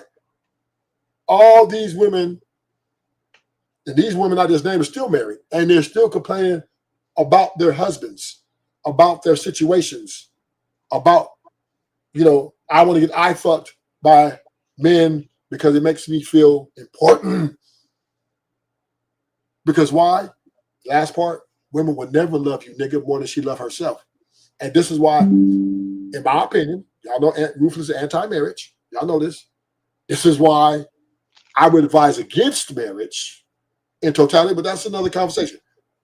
But if you're going to do it, just know you should be interviewing before you get married. Make sure you interview your 3 to 4 side chicks so you can find the one that to get in there and keep it rolling. Well, I mean, you mentioned earlier, you used the term gamble. I think everything's a gamble in life, and any gambler will tell you there are certain ways that you can approach gambling. Sometimes your best chances is 50-50, but no matter what, you got to take calculated risks. So you can either, just be the best, be the best player. You can calculate all of the odds, whatever, and try to make, the best play possible. Does that mean you're going to win all the time? Of course not. But also, you can also be the type of gambler that's like, look, man, when I walk into the room, whether it's the dice table or the card game, whatever, hey, man, I got a bigger bankroll than everybody else. So eventually I'm about to hit this motherfucker, bro. So I personally believe in trial and error. Fuck it. I understand that, hey, yeah, those things are not easy to lose, a wife, kids, family, money, all of that. But hey, winning is not easy. Losing is way easier than it is to win. So that's just the risk that you take. I know what it is to lose all of those things. And I survived. I got it back. And I would tell anybody else, motherfucker, you can get that shit back too. So I'm not anti-marriage. I would advise against marriage for a lot of dudes, just because I don't think that they're ready, and I don't think that the women that they choose are ready, for it. And that's usually why it's not going to work. Like, people got to kind of be on the same team, bro. Just like we were using the sports analogies. You can have, great players, it doesn't mean that they're going to fit. It just kind of is what it is. And sometimes you got great players that might possibly fit together, but you got the wrong coach, wrong game plan. You know, game plan ain't gonna work. The So, supporting cast isn't there. Like it's a so lot of different factors that contribute to winning, just like there are a lot of different factors that can contribute to losing. So you gotta kind of just understand where you at. And so you're talking to a big time poker player who's gambled in high stakes to as much as 100,000, right? So okay. you can. The one thing So about gambling, you played on that level. You played with $100,000 of your own money on the table. no, it was. I've been involved in pots that were at 100,000. You know what I mean? Okay. The buy-in is- Okay. So in the that buy-in- case, the you had buy-in starts at- 20,000 of your own dollars on the table. So no, I'm saying is the buy-in is at 5,000. During the course of the game, I hit a couple of hands. You know what I mean? So I done accumulated. As have I. So I'm with you. I'm with you. We can speak in them terms. Let's just say I accumulated 20 grand, and then I bought into a tournament for $10,000. So go. Okay. Well, let me finish. Right.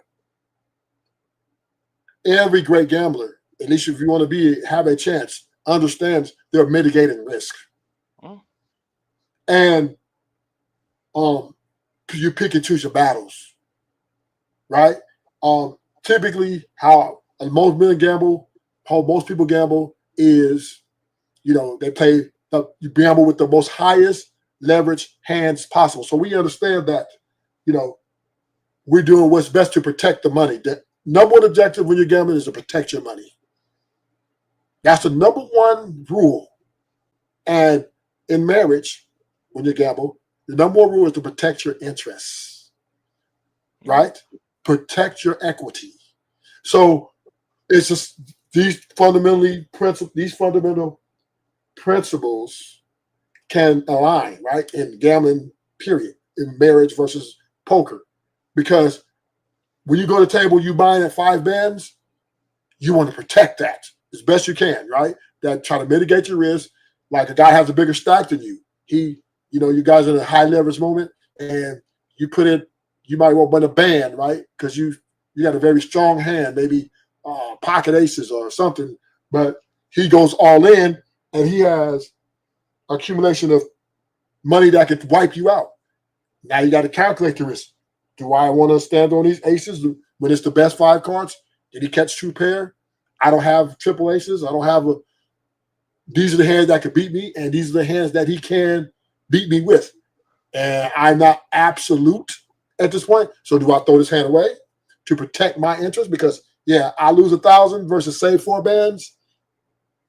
I'm gonna have to throw that hand away. So same thing in a marriage, right? You have to protect your interest. All this money you put into this woman, and if she's not being the woman she's supposed to be, right? But you guys have kids, you have things in place for the kids to succeed, and your investment is not only in her, but as well as the family. How do you protect your interest? By putting things in place to try to make yourself happy so that the house doesn't be, miserable, and you don't be miserable, and at the same time, be a husband or be a father to your children. So all these things are very, I would say, these things can be very complicated. Yeah, yes and no. Yeah, yes and no, Ruthless. Check this out, right? Go ahead. I love the way you broke down that analogy. So that glass can be like different gamblers are going to see it different ways. Like you're like, okay, this guy's got more chips than me. I got to be careful with how the hell I get in, to a pot with him. But me, I'm trying to get into a pot with the motherfucker with more chips than me because he can double up every dime I got. That guy with less can't do it. So I'm looking at the reward, not the losses. Also, whatever. A lot of times, I'm hoping that guy has 2 aces. I'm hoping. Now, I don't want him to have aces when I got queens. I don't. But I'm trying. I know the payout is cracking those shits. The payout is cracking somebody's aces, not having them. Yeah. Not having them. So that's what I'm saying. Some people are over there sitting around waiting on aces all day. You may never get them. And then when you finally get them shits will be cracked. I'm the guy that's getting in as many pots as motherfucking possible trying to crack a motherfucker's aces. Real shit. And then when I got aces, motherfucker, I get paid the fuck off because I'm in so many damn different pots. Motherfucker don't believe that shit when I actually pick up a real fucking hand. So that's what it is. You know what I'm saying? Like my volume, my VPIP, you know what I'm saying? Those voluntary pots played in position, That is just higher than every other players at the table. You feel me? Yeah. And It this just is. I'm just involved a lot more. But the main reason why I'm in to the naked eye, it looks like I'm just extremely aggressive. I'm just crazy. I'm a nut job. But me, I understand that my skill level when playing after the flop is usually a lot higher than everybody else's at the table. So I can float my way through shit a lot more. I know the moves. I know how to check, raise, trap. I know how to play out of position, in position. You know what I'm saying? I know the bet size and I know how to induce, you know what I'm saying, at a higher level than my opponents more often than not. So that's one of the reasons why I play a lot more pots. Now, for the guy that doesn't understand the moves, doesn't understand how to calculate not just the odds, the pot odds, the implied pot odds, and even when it's the best time to crack somebody's damn aces, because you got guys that'll sit there and say, yeah, well, I'll never fold kings, and then they run into aces and they get wiped the fuck out. When I'm like, nah, motherfucker, I got 7-6 suited when this asshole got aces. You understand what I'm saying? I got a better chance of cracking those shits with 7-6 suited than I do with damn kings. Yeah. Real shit. Do the math. So once do the math. Right? So yeah, I got a better chance of cracking your aces with a deuce and a 3 than I do with kings. Yes, but still, at the end of the day, there's a lot of luck involved. I do believe that poker is 98% luck, 2% skill, which the things you explained. The 1% is what you explained, and then the other percent is when to fold, right? Know when to fold. I think that's no. What you said there, you are absolutely right. A big percentage of it is just knowing when to get the fuck out of Dodge. Yeah, definitely. But you get out of Dodge to keep your you're going to lose money, but you keep your losses to a minimum. At the same time, my point is this though: the way that you swing those odds and give yourself the extra edge is being knowledgeable about the odds, the pot odds, when it's worth it to try to crack somebody's aces, when it's worth it, or when it actually makes sense to fold the goddamn aces. I've had to do that shit before the flop before, and it makes me want to puke. Makes me want to puke. Thank you, MC. You bringing in a new topic. But you understand what I'm saying? Like it made me want to literally go throw up. But because of the situation, the tournament that I was playing in, all of the damn action, it didn't make sense to risk my chip stack and the position I was in the tournament to be able to get to the final table with all of these chips, knowing damn well one of these assholes about to crack a set on me. You know what I'm saying? They're about to hit one. Now I'm bringing it full circle, and you bring it, which is so my point is, but you understand what I'm saying. You can at least gain a little bit more of an advantage because of your knowledge. I'm saying what you're bringing to the table, which is a new conversation, is premarital things, right? Probability versus liability, right? So what's more liable? I think aces is more liable than 2-3 because if think about when the flop comes, 2-3 it's easy for you to throw the hand away, right? Absolutely. Whereas aces, the flop comes, it's harder for you to throw the hand away, right? It's more difficult. Correct. So that's correct. So I agree with you. That brings in premarital selection. Now that's a whole nother conversation. But we're going to go ahead and entertain this, which moves us off the old topic, right? But yeah, no, I don't want to get off of it too much. But my point is this: you can swing the odds. Let me say this. We got to bring, but that what you just brought up, all that you just broke down, is more premarital than marital, postmarital. Not necessarily. Right? Yes, that's it. I'm breaking down because, right, when you get dealt a hand, right, the first thing you do is you look at that hand before you marry yourself to that hand. Do I want to invest in this hand? Is this a good hand? Is this a good investment?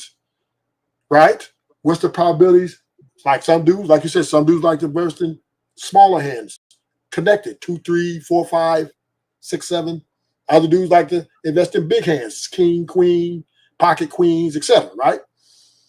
But everything has to be more comfortable, and men have to start before they get married or before they go into these, marriages. They do need to do as you're doing, and men you're talking about, Auntie, like breaking down hands and shit. Like all that shit you just broke down was very, very to me, because I'm a poker player, so I think I like the analogy because it's a game of incomplete information. Right, and I like how you broke it down. Make the best decision possible. Right, as a poker player, you know me, I was hyped, right? So what I'm saying is, apply that to marriage. Pre-marriage would be the most optimal of the things you broke down there, Auntie. And I'm saying is we got to do what's best for us to protect our interests. Just like we're taking, you know, the things that we need to take into that hand to try to give us a chance to win, the best chance to win. And I like that, Auntie, because that was very profound right there, right? In a non-cynical kind of way, because now we can use that and apply that. We can actually apply what you said to all poker players use poker analogies for life. Not all of them. Not all of them. Most poker players, good ones do. You got some go off feeling. You got some go off. Yeah, those are gamblers. They're not playing poker. They're gambling. Right. Some are chasers. Right. Some are. It's like some dudes won't bet unless they get a big hand. Right. Yeah, and they're the easiest to play against. Yes. Then some are connector suitors. They like to chase. Like they like a little bit of They trying to crack your motherfucking aces. They trying to have them. They trying to crack them. That's where the money at. Yeah, especially at a 6-7. Money's in cracking aces, not having them. Especially a 6-7 suited or a queen jack suited. That's optimal, right? For some players. I love hands like that. I love a connector suited in the same suit because now I got a chance to hit straight. Check this out though, Ruthless. Yeah. What I think here, right? And I'm gonna use this analogy right here because I used to coach players a lot, and I would always tell the novice, like, if you're sitting at a table with players that are more skilled than you, it is your best bet to just shove the hell in before the damn flop. Just like you said, if you want to marry that hand, just shove all your damn chips in. Motherfucker, because if you trying to play after the flop, you're playing against guys and girls that are more skilled than you. They are going to outplay you, and when they outdraw you or outplay you, you're never going to know because you don't have that skill level. But you swing it in your favor by just moving the hell all in and letting the hand play itself.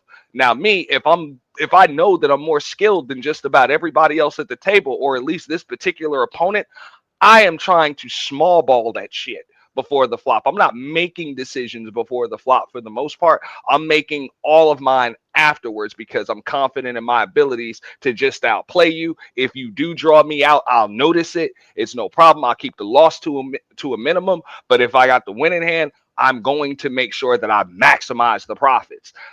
So it really depends on who your opponent is. And I think to break it down to like what you're talking about with the whole wife thing, I think a lot of times these dudes are trying to play after the flop with a way more skilled opponent, bro. Exactly. and they're getting outplayed, bro. Yes. Now I mean you're aligned, right? When they should just be shoving it all in, dog. Just let the hand play. Either shove it all in or just fold. Just all in or fold. You ever play in those games? Yeah. Ruthless. Yeah. It's like all in or fold. Those are the only options. Yeah, yes. You should be playing that game right there. Just all in or fold. That's the way you should be picking your chick. Hey, marry her or don't, but don't try to play her shit. You're not equipped. Right. So, and you now mean you're aligning with that last statement you said about a lot of dudes are playing after the marriage. Yeah. You know what I'm saying? They're playing. And she's got the advantage, and I would agree with you there. She's got the advantage. Yeah, now she got the advantage. So this is the difference between great poker players and average poker players. Great poker players are playing before the flop, they're looking at their reading players before they make a bet. They're watching at how the person bets, right? Does he push his chips out a certain way when he have a good hand?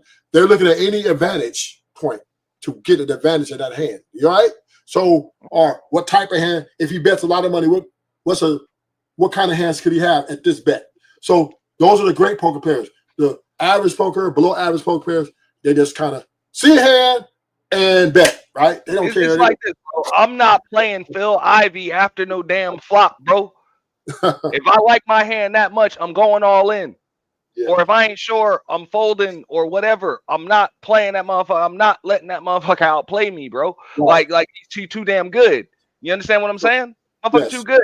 And that's what I think a lot of these niggas is trying to play Phil Ivey after the damn flop. And they lose it. And this is why I think if you're going to get married, gentlemen, interview 2 or 3 side pieces so that you can be ready, have everything ready to go in. Yeah, play before the marriage, right? You plan your hand before the marriage. You need to have your leverage. You need to have the leverage or whatever it is that you need to do before you walk across that aisle. You need to play the game before the game is played. You need to. Yeah. You need to. You Put need it to in or real. fold. Yes. Let's keep it real. You know what I'm saying? If you're really about that, why not just tell the woman up front, hey, you know what I'm saying, I want to marry you, but I am interested in other women. I want to date other women outside the marriage.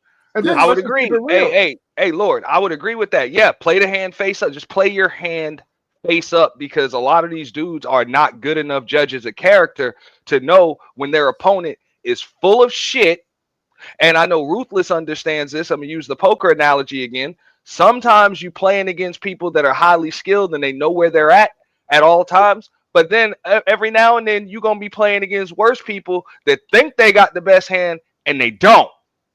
And they playing a couple of tens like that shit's aces, and that shit might make your ass fold 2 queens. Because you like, this son of a bitch is confident as hell.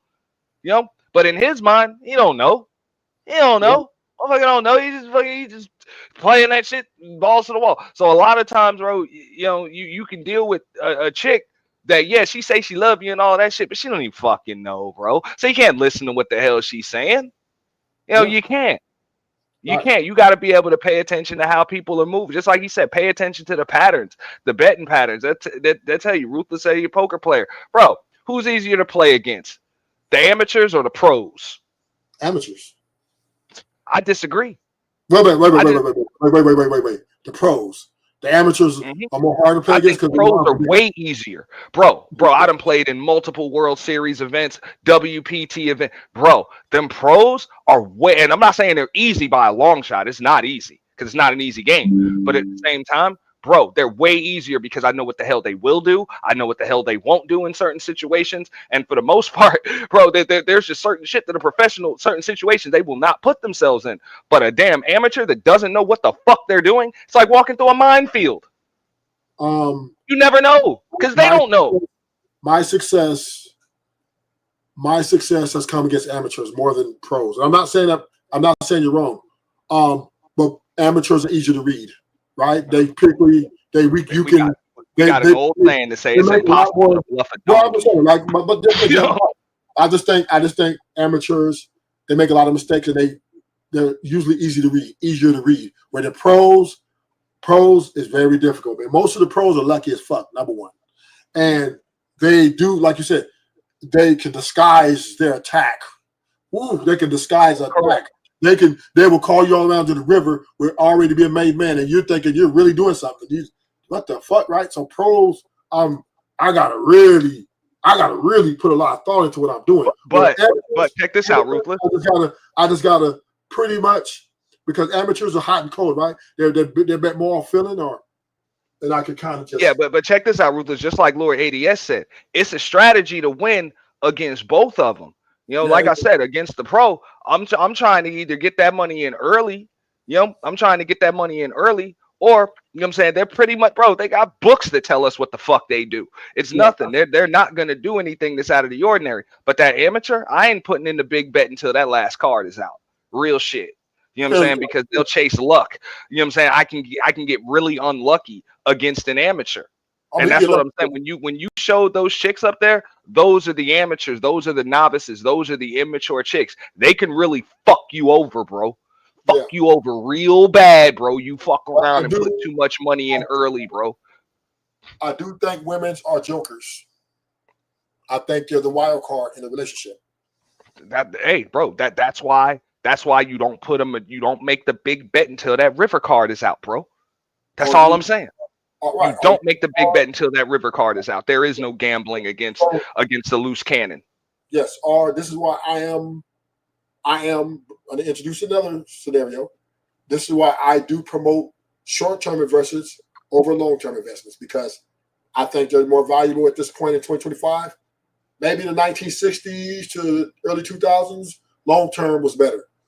But now, the way the current climate, short-term investments are the most optimal for men and more stable.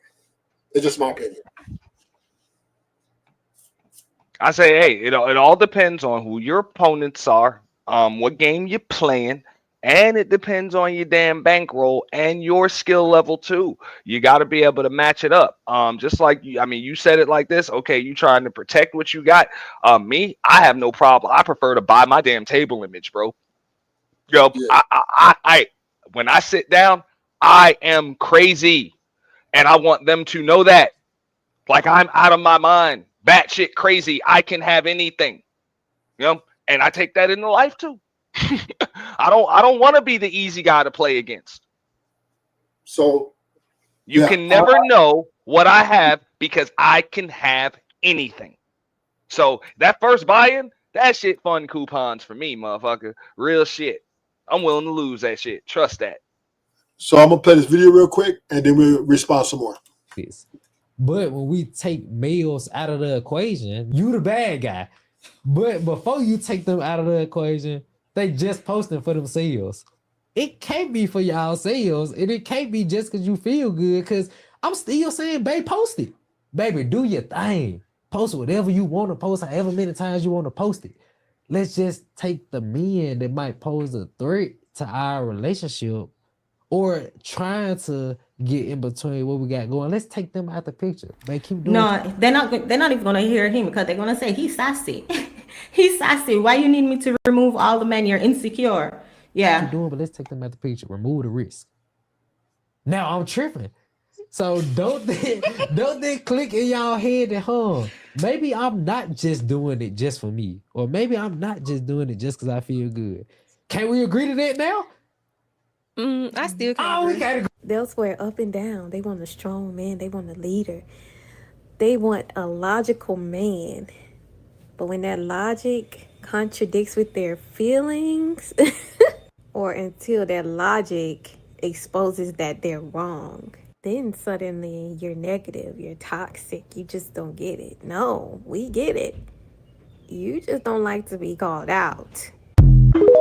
Yeah, 100%, exactly. And then, they will listen to that clip and say, and focus on the point of, well, why would he want me to remove all the men that's not family members? Like, even though that's not the point, he was just using it as an example. They focus on irrelevant points in these conversations just to distract from the point, because the point of that conversation is women don't want logical men. They really don't want masculine men. They do want the simps. They want somebody that they can control. Like, it's just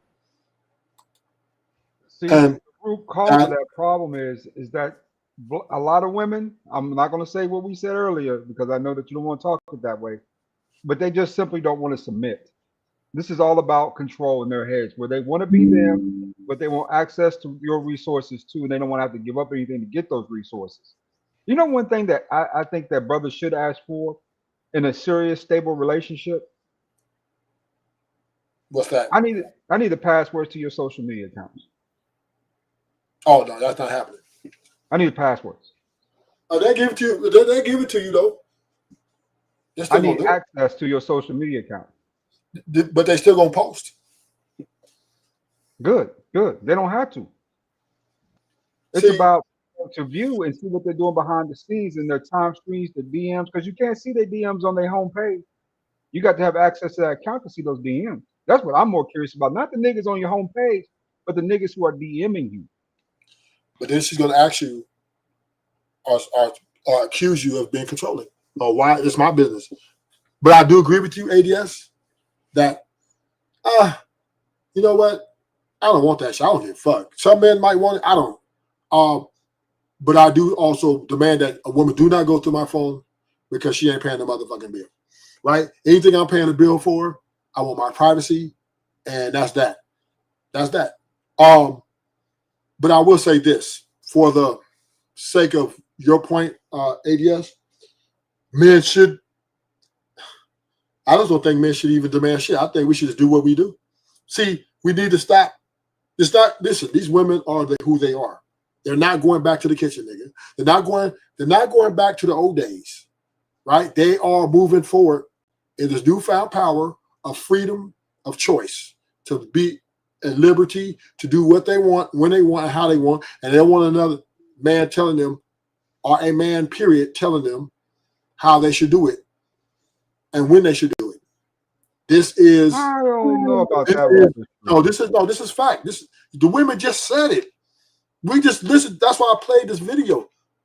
She's speaking for the women, and they're looking for a yes man. They're looking for a mirror. They're not looking for a nigga to lead them because they don't need you no more. ADS, what'd you say, Auntie? These chicks don't exist. These women you talking about, they don't fucking exist, dog. These women want to come in with their full autonomy. They want to be able, really what they got a man for is to satisfy their coochie and a therapist and give them a lifestyle for a lot of them. Why would you ever give that woman that kind of leverage just for pussy? Then? Because most men don't have swag. Most men don't have a lot of options. Most men want women. And if she's attractive, highly attractive, for most men, she would have the highest leverage to that man, and he would take that deal to get access to that box.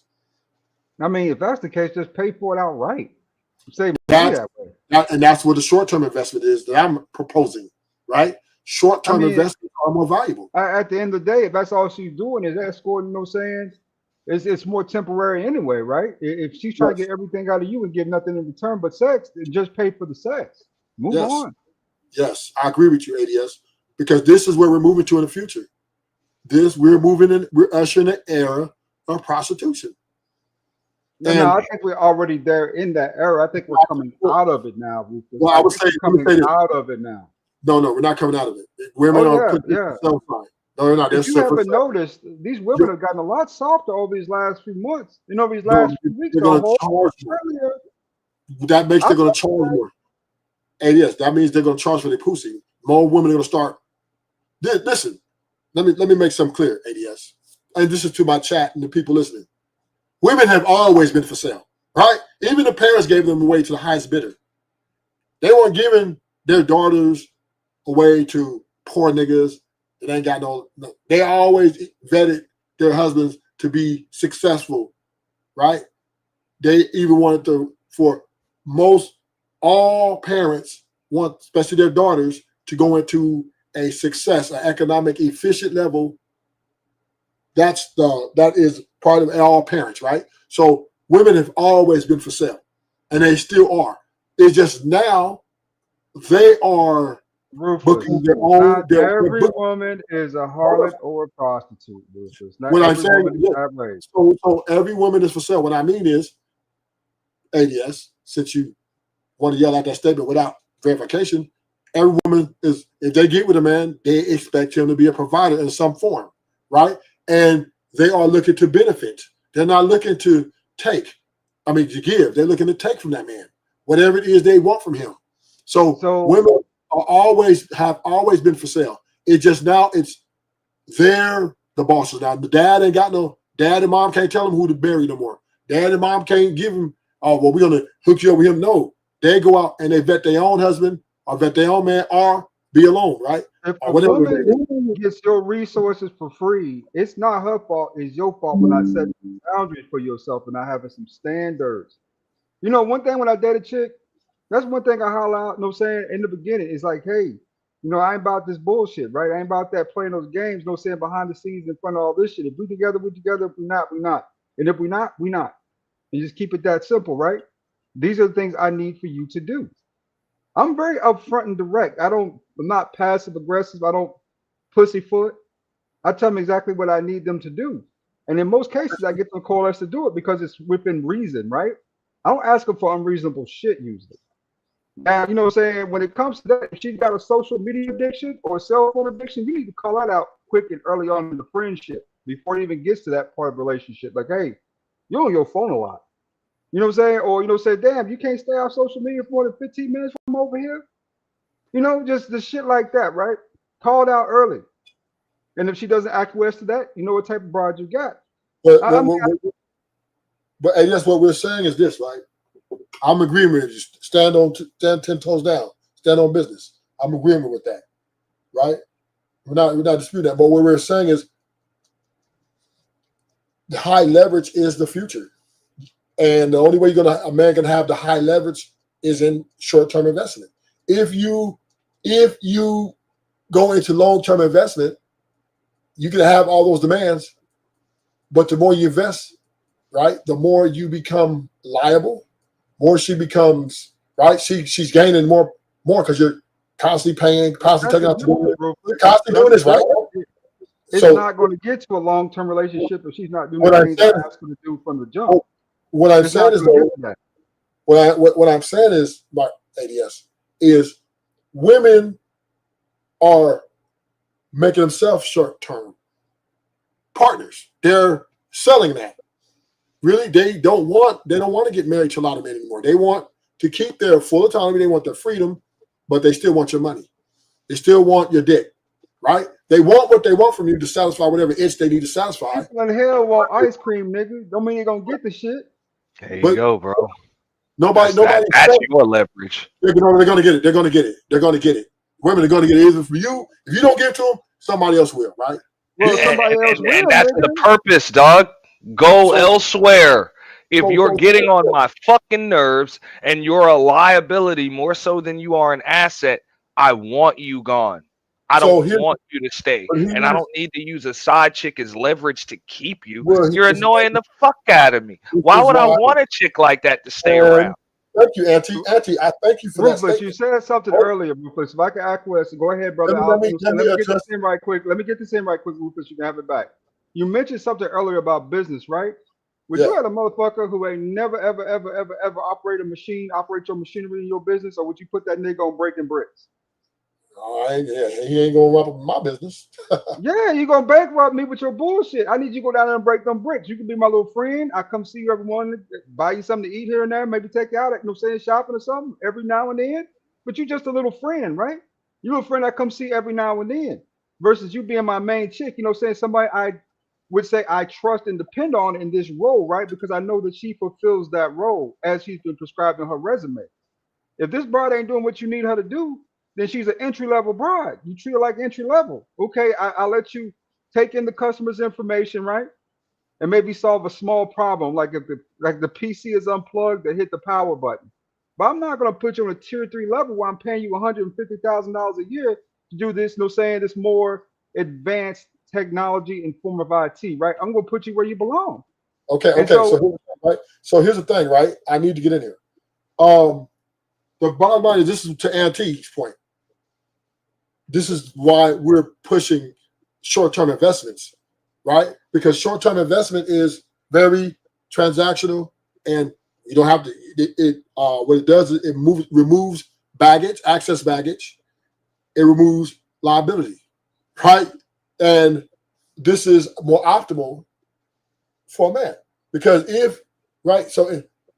right. If they get on your nerves, if you got short-term investment, you can just replace them and erase them.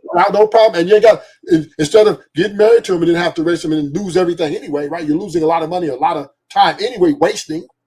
You might as well keep it short-term. That way, if she violates the short-term agreement y'all got, it's goodbye, baby. It's no problem, because now basically she's a 90-day contractor. She's a contractor under me, right? For 90 days. No. It's day to day, baby. Ain't no 90 days. It's day to day.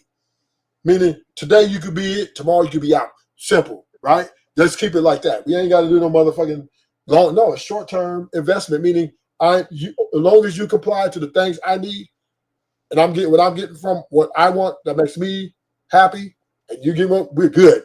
But the moment you violate that, we're gonna go our separate ways, and then I'll have your replacement within like 30 minutes. But this is where we have men have to optimize our best value as men, because we're seeing the women are no longer valuing us the way they used to. We have to understand these women are looking at us as a motherfucking piece of meat. And we keep trying to sell this fucking delusion. Like, oh, well, find you a good woman. And then try to negotiate. Like Auntie said, now we got to bend over backwards. And now we got to, get a side piece and all this old shit, right? When the short-term investment, you got to do none of that. You know what I'm saying? The win, 2025, the winning move on the chessboard is what makes you happy as a man, because there's no longer trying to live for someone else's happiness. That is no longer a valuable investment, nor is it optimal to live one's life that he only has one life to live.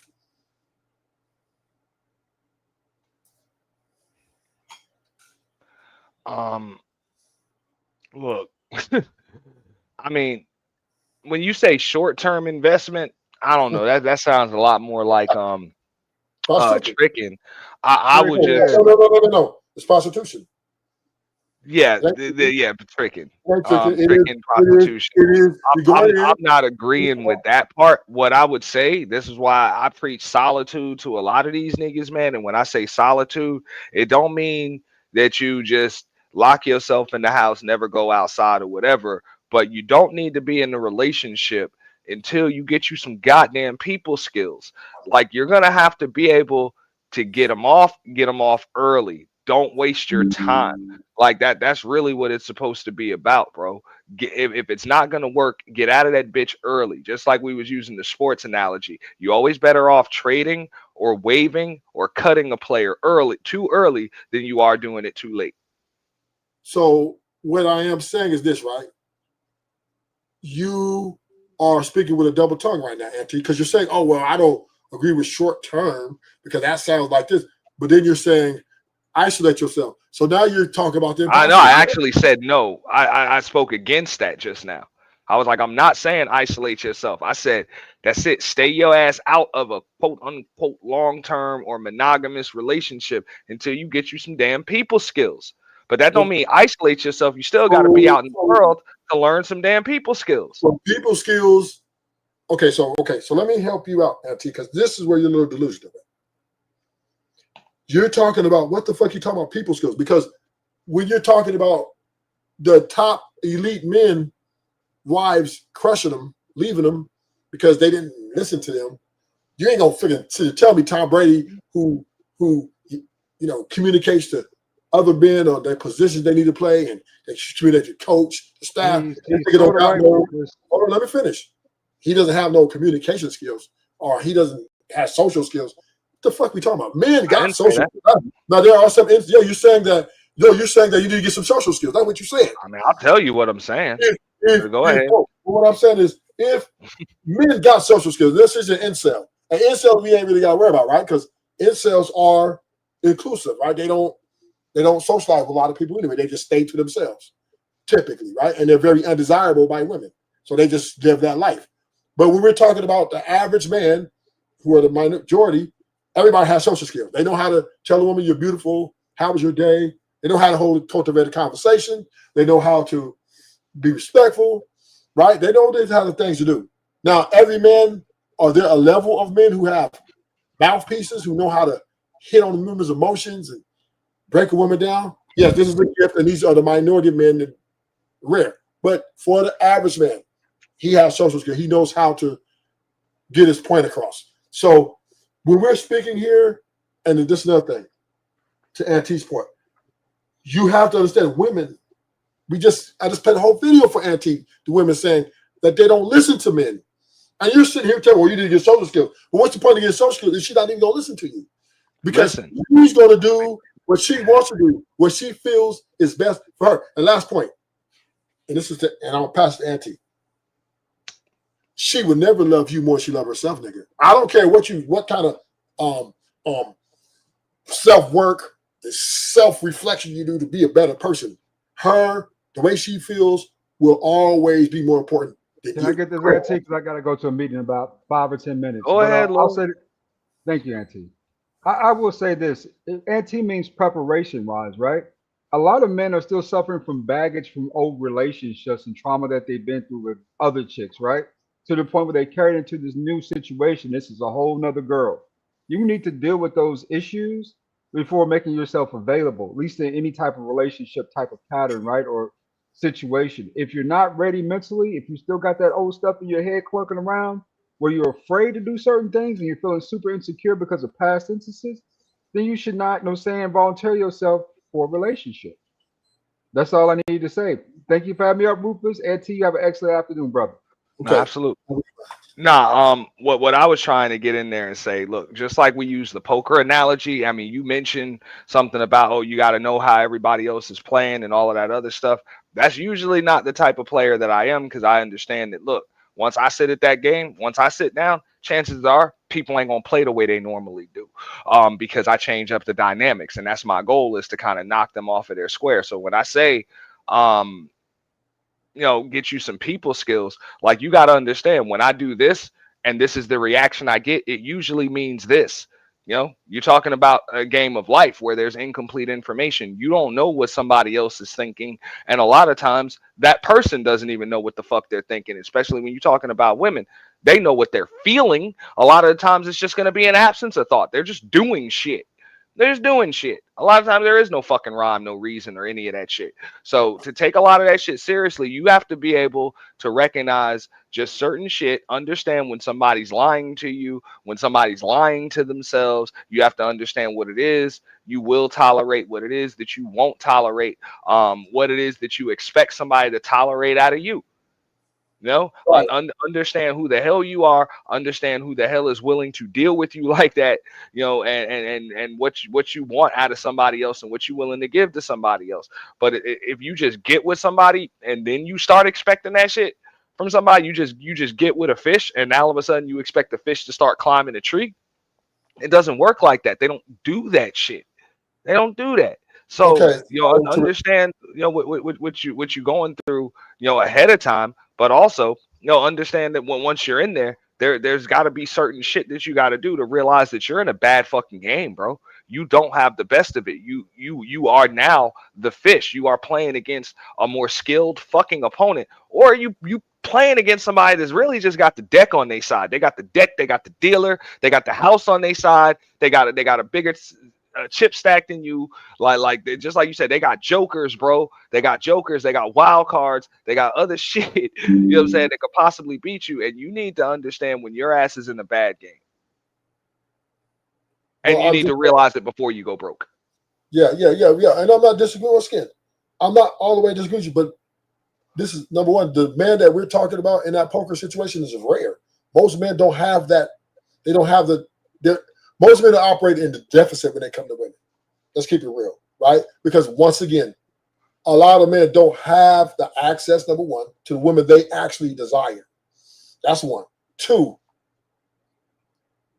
the women who are desirable understand this.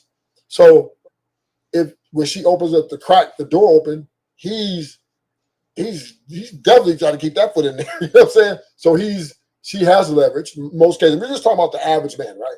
They don't have swag. They don't have mouthpiece. They don't have all the analytical aspects, right? They just understand they want a woman. She's beautiful.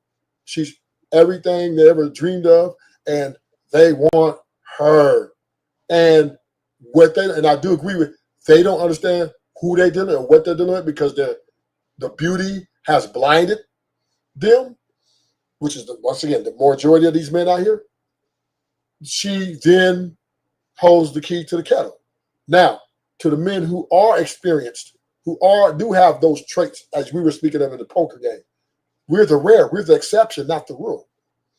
And this is what Ruthless is doing, is to the men who are out here, who I'm talking to, the men who are out here who don't have maybe the aesthetics, who don't have all the game and all the stuff, that, hey, you can still value yourself and still, be the man you need to be without having to cater to this woman, to this animal, right? Potentially. So therefore, last thing.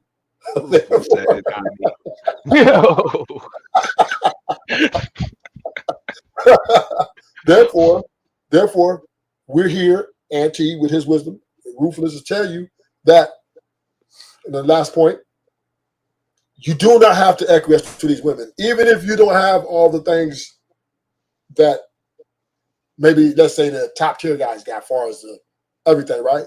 You can still stand on your toes down. You still stand 10 toes down and be happy within yourself and who you are. But that doesn't mean you get caved in to this woman, to this heifer, if she doesn't respect or value the stuff you bring to the table. Go ahead, Auntie. No, I mean, hey, now about time I get to agree with you on that. Nah, bro, you shouldn't be involved. But they're just like you were saying with the poker analogy. You got to be able to do your work before the flop, on the flop. You know what I'm saying? Whatever. Before you actually make the big bet to kind of notice that, bro, your opponent's hand just has to appear in your brain, and you got to be right. And you gotta, like, if all you doing is sitting there looking at your own cards and you ain't paying attention to, and you can't deduce what your opponent got, you ain't playing poker, you just gambling.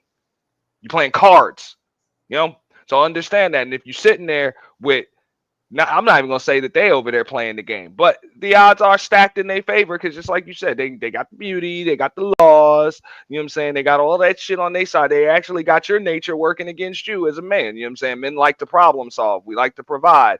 You know what I'm saying? We all logical and all other shit. So, I mean, that and this just being a better skill player, bro. A lot of times your skill can work against you, bro, when you're sitting there with a bunch of damn ducks, dog, because now you're susceptible to bad luck. You can't get lucky because you're never in a position to get lucky. You're only in positions to get unlucky. That's how it is. If you're only gonna play aces, you can never crack aces. You feel me? Yes. But your aces can get cracked because that's all your ass plays. Yeah, I've been learned that. I don't play big hands a lot. I do play big hands a lot. But I'm just using the analogy though. So when you're dealing with these people, you got to be able to figure out what the fuck your opponent has, dog, and whether or not it actually makes sense to bet right now or commit any more chips to the damn pot, or else your ass can end up in a fucked up position. You can end up pot committed where you don't want to be. I play a variety of hands. You know what I mean? I don't really wait for big hands. I play if they're connector suitors. You know what I mean? Depending on how much the bet is. There's an old saying, bro. If you can deduce what your opponent's got, bro, you can play without even looking at your cards. Nah, I'm looking at my shit. I've done it. I've done it. Now, don't get me wrong. When somebody's pushing back at you, yeah, you got to look because you got to show down. But for the most part, the best players play a majority of the night with their hands face down. They don't flip them over. They don't ever have to. Well, yeah, I mean, so, but that's because if you can know where your opponent is, you'll know when to hold, you'll know when to fold, and the same rules got to apply in life. You got to understand where the other person's coming from, and if you don't have, that's what I mean when I say people skills, bro. If you don't have those people skills, you're just gonna listen to what somebody's telling you, and you only gonna pay attention to how you feeling. That's it, bro. You're gonna get got by a skilled opponent. It's going to happen. Yeah. Skilled opponents are very difficult to play against. Very difficult. But if you're the more skilled opponent, you can use that to your advantage. They know how to play position. They know how to check raise. They do all the little tricks. Yeah. Check raise, trap, bluff, float out of position. You know what I'm saying? Float level 2, level 3, out of position too. Right out of the small blind. Like they could pull all of those moves on your ass, bro. You know what I'm saying? Like for real, I love that type of shit, bro. You know what I'm saying? The great ones can play in position, out of position. You know what I'm saying? They can 3-bet, 4-bet, 5-bet, bro. Like for real. They can do it all, and they know just when the price is right to go against aces. So to go against aces with a 10 and a 4 or some shit. Thank you, Auntie, for coming. I'm finna end the show. Thank you for your insight. Always welcome on Ruthless channel.